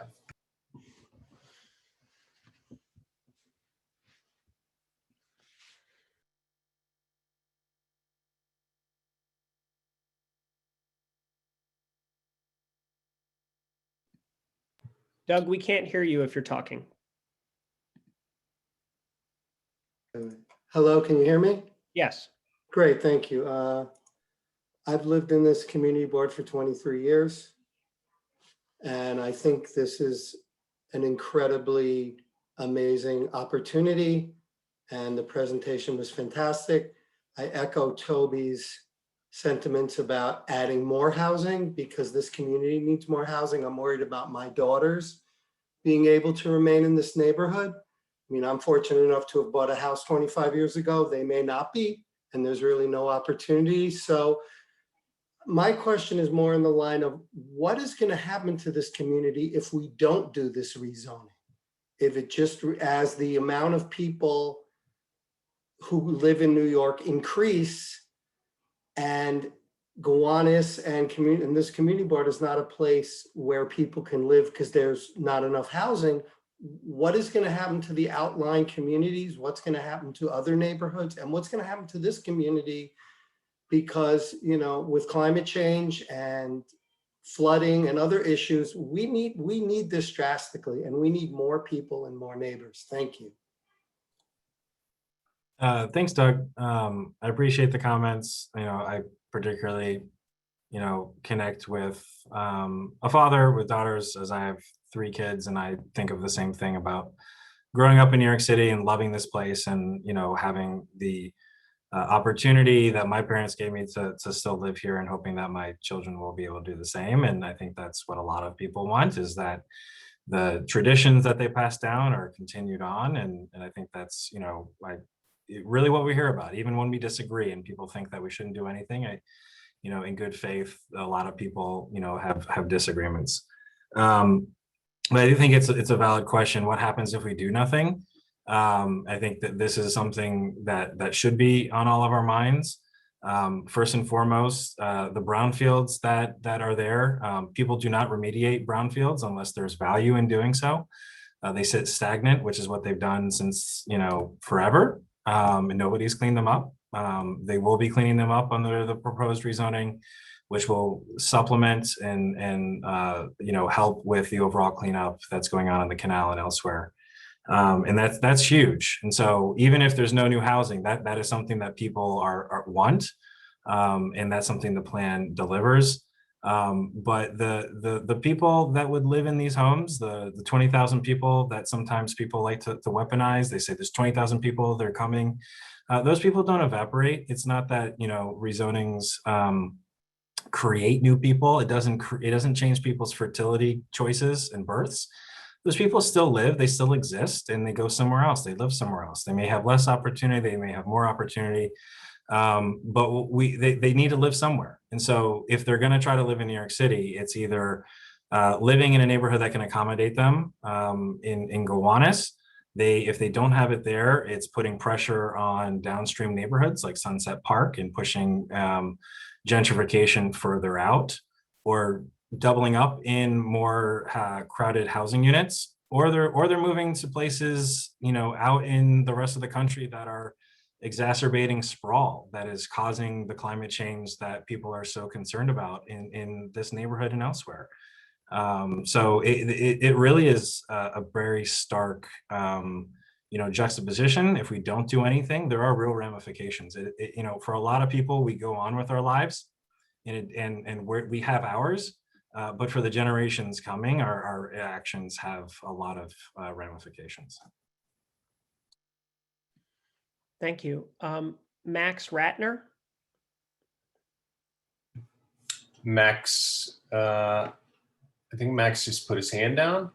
Oh no, there it is. Max, I'm gonna promote you to the panel. And you should be able to unmute yourself. Please remember to unmute yourself. Hey, can you guys hear me? Yeah.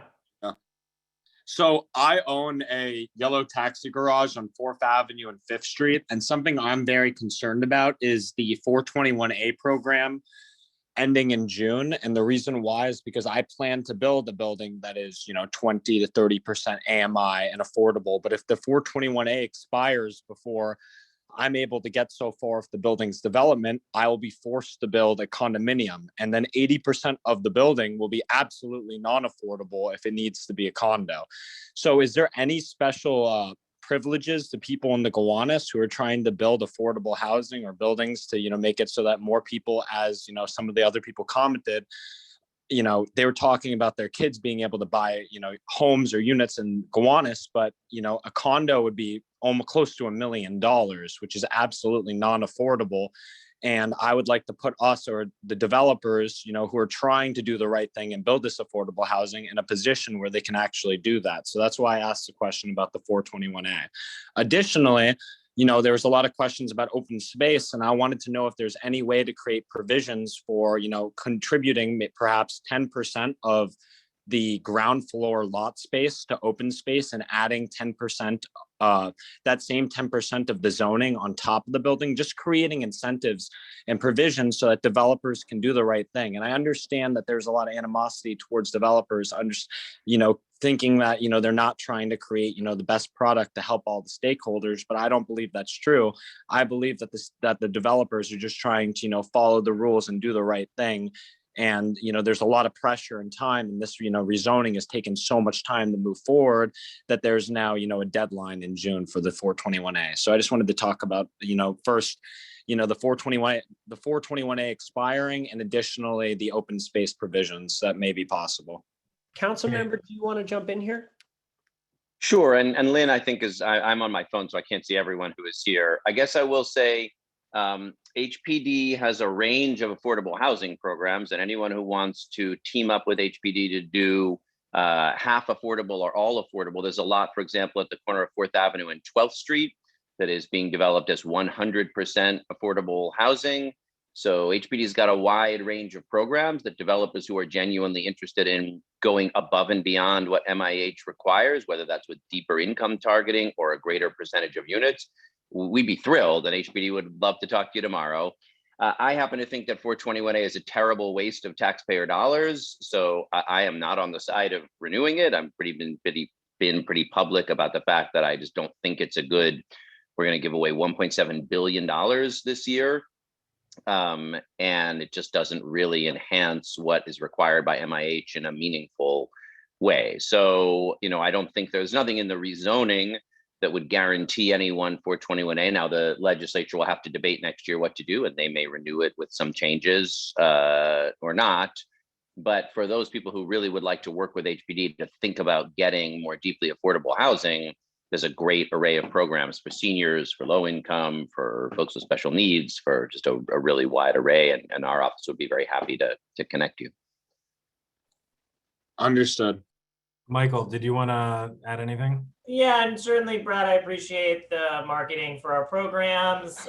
And yes, we're always happy to talk to property owners about our subsidies. So yeah, in addition to the 421A program, the city has a variety of tax abatements and tax incentives and forgivable loans that can finance the creation of affordable housing. And I think, Max, you bring up an important point that our tax policy and our land use policies work together to kind of create an environment that allows or doesn't allow development. To the specifics of the question, there's the way that the city can provide any sort of amnesty or changes to the 421A program. That has to be done through state law. And so you can obviously speak to your state legislator about how they might change or enable that program. One other thing I'll just chip in is that actually at the same tonight as well, there was a hearing of the New York City Property Tax Reform Commission, the Brooklyn Borough hearing. Part of what 421A is, I know for a lot of developers, is kind of a solution for the fact that it's pretty hard to predict in some cases what your tax burden is going to be the way we currently assess. And there is an effort underway to try to reform the property tax code more broadly in a way which would at least solve some of the predictability problems. We'll see whether that happens. That will also take Albany action, and no one gets rich predicting that Albany will act to solve problems that we've identified, but hopefully some change will happen there.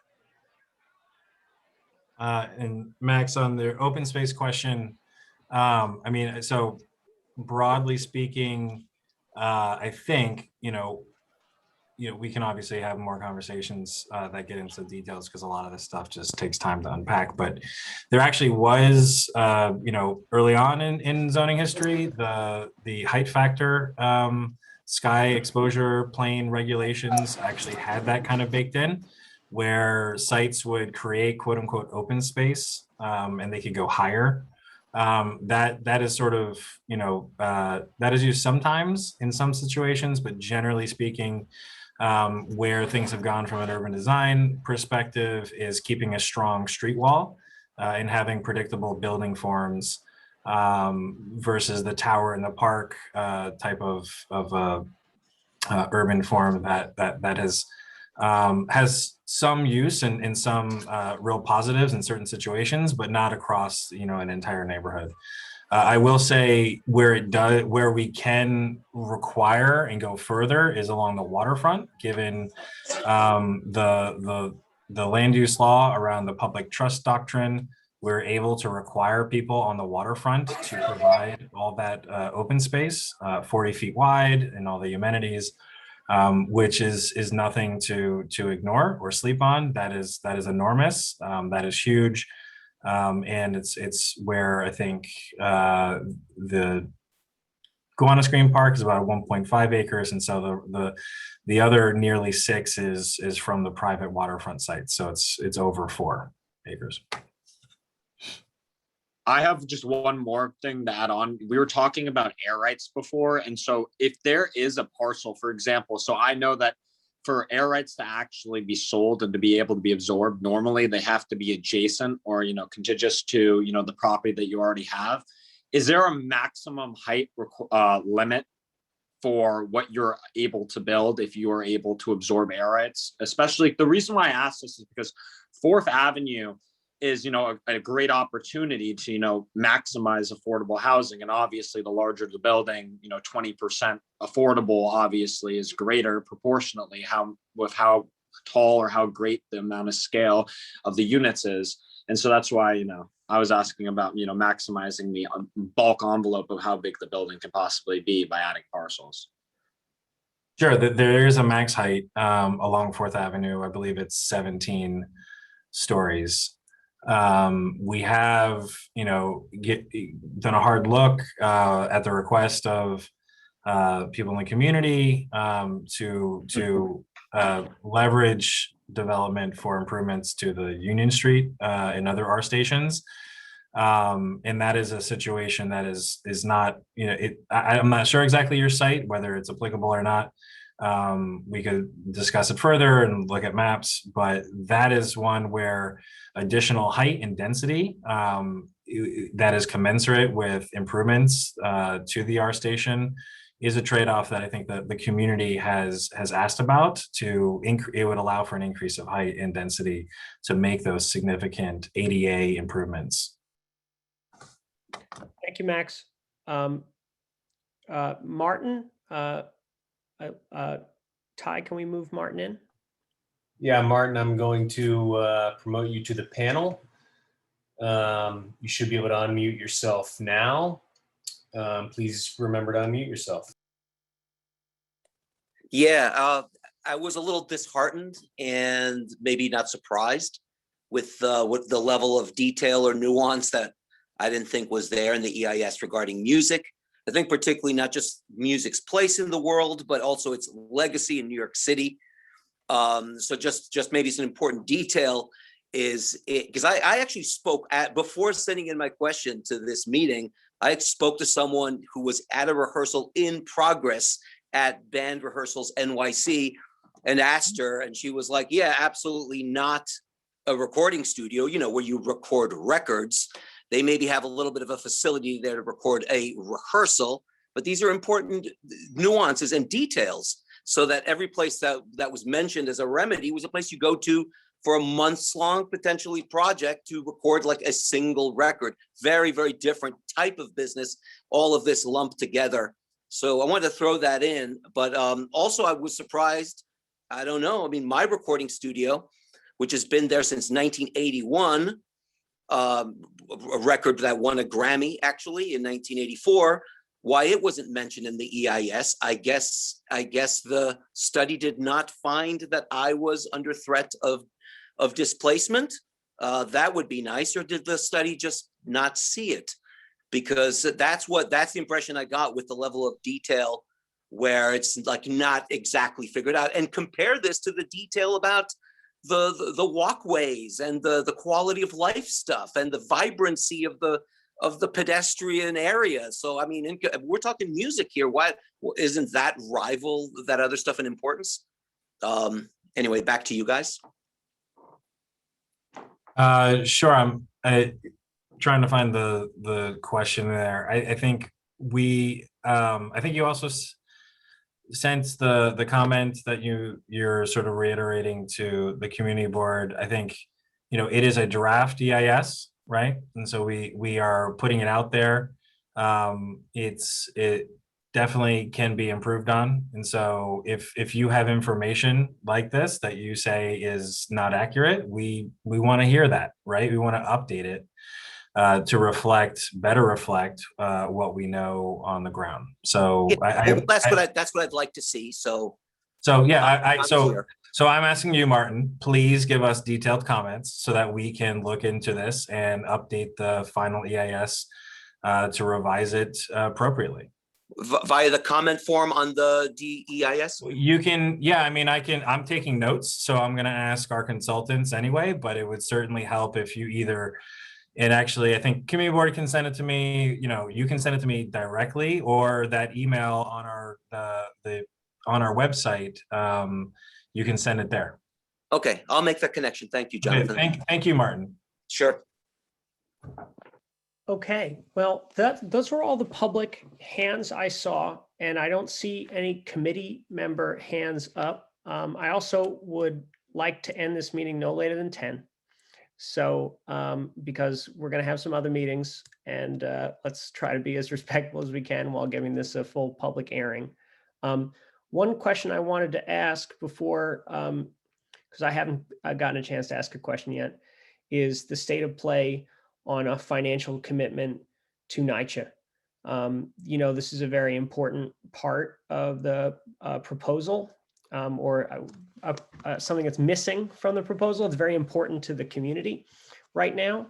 And right now, I don't know whether there's a dollar figure commitment to NYCHA capital needs, but they're very significant. I've read an assessment that suggests that their capital needs over $200 million, physical capital needs, in just a couple of the NYCHA developments in the neighborhood. So I wonder if you could comment on the state of affairs there, Jonathan.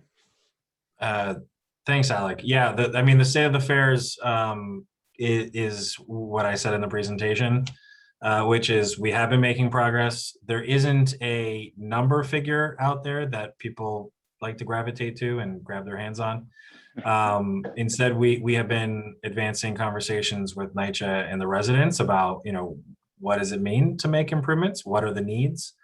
Obviously, needs have dollar figures behind them, but it's not just a simple dollar figure. It's like if you do X and you do Y, then you're talking about people needing to leave their units. If you do this or you do that, what does that mean to people? And so we actually don't want to just come down from on top and say, this is what we're going to do.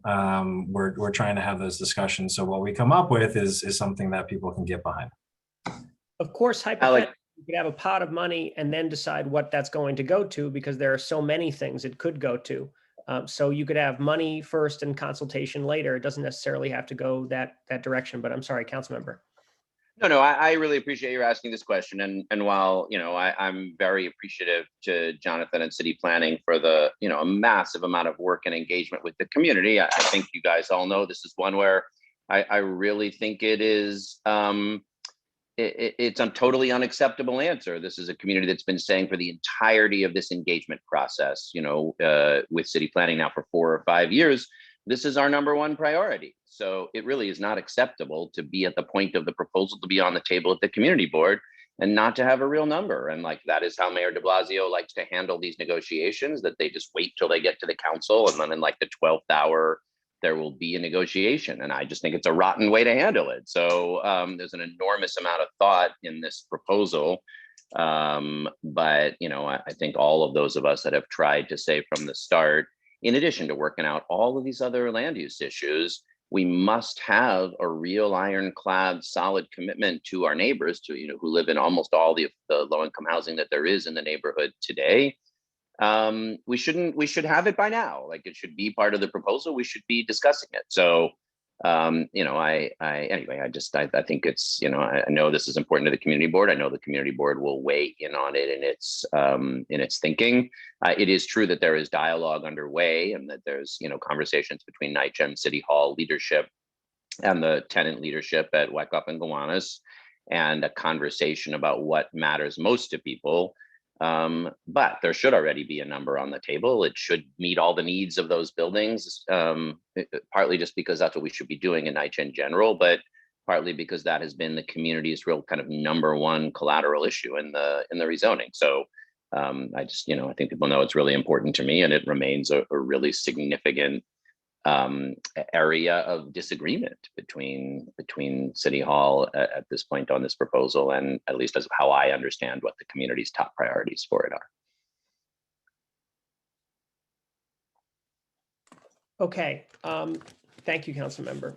And Jonathan, I think you probably already said your piece on that for the evening. Yeah, okay. Now, so just 2 things before we go. One is that we're about to have a public hearing, right, on June 3rd. And Jerry has very wisely, based on decades of experience, pointed out a norm that we have, which is that members of our committee generally do not testify at the public hearing, because then we are going to have our own opportunity to say our 2 cents after the public hearing. So I don't know what everyone's planning to do, but I'm planning to respect that tradition. We're supposed to listen. That's our job. Yeah, exactly. So yeah, I hope you'll be there to listen. So Peter will be there in person. I'll be here in my living room / office, and I'm just going to sit here with an adult diaper on for the 7.5 hours. Or however long it takes. Finally, I just want to say as a point of process that we're going to have that public hearing, hopefully on the June 3rd. Maybe there's the rain date spillover thing on June 10, and then we're going to have our committee on June 17, right? And my hope and aspiration is to circulate to you all a draft resolution before that meeting, so that we're not writing blind or having a conversation blind. And then for you all to have an opportunity before time to circulate to the committee proposed amendments to that resolution that we can all see and read before. So again, we're not like trying to improvise something that's quite this complicated. Mm-hmm. And we can then have a conversation that follows along those lines. That's so that, so that we give this, I think, the amount of attention it deserves and amount of care in the construction of the resolution that it deserves. So, and that would be ultimately at our June 17 meeting before the full board. So, and we're happy to be on hand in case you have questions that you need to clarify. You let us know when and where, and we'll be there. So, thank you. I know that's not how we always do process here, but it just seemed like for something this big and complicated that maybe trying to circulate a written resolution beforehand was a good idea. If you have process thoughts on whether that's a bad idea or you have a better idea, you can speak now or email me, whatever you want to do. No, Alec, this is Daniel. I have, as a veteran of prior processes, not that are dwarfed by this one. I highly recommend proceeding in that way with a draft resolution ahead of time. Alec, I was about to say the same thing that Daniel just said. And I think that I was remiss a little while ago. I should have said I thank City Planning for their presentation. I may not agree with all of it. I still may have questions, but it was well thought out. And the process over time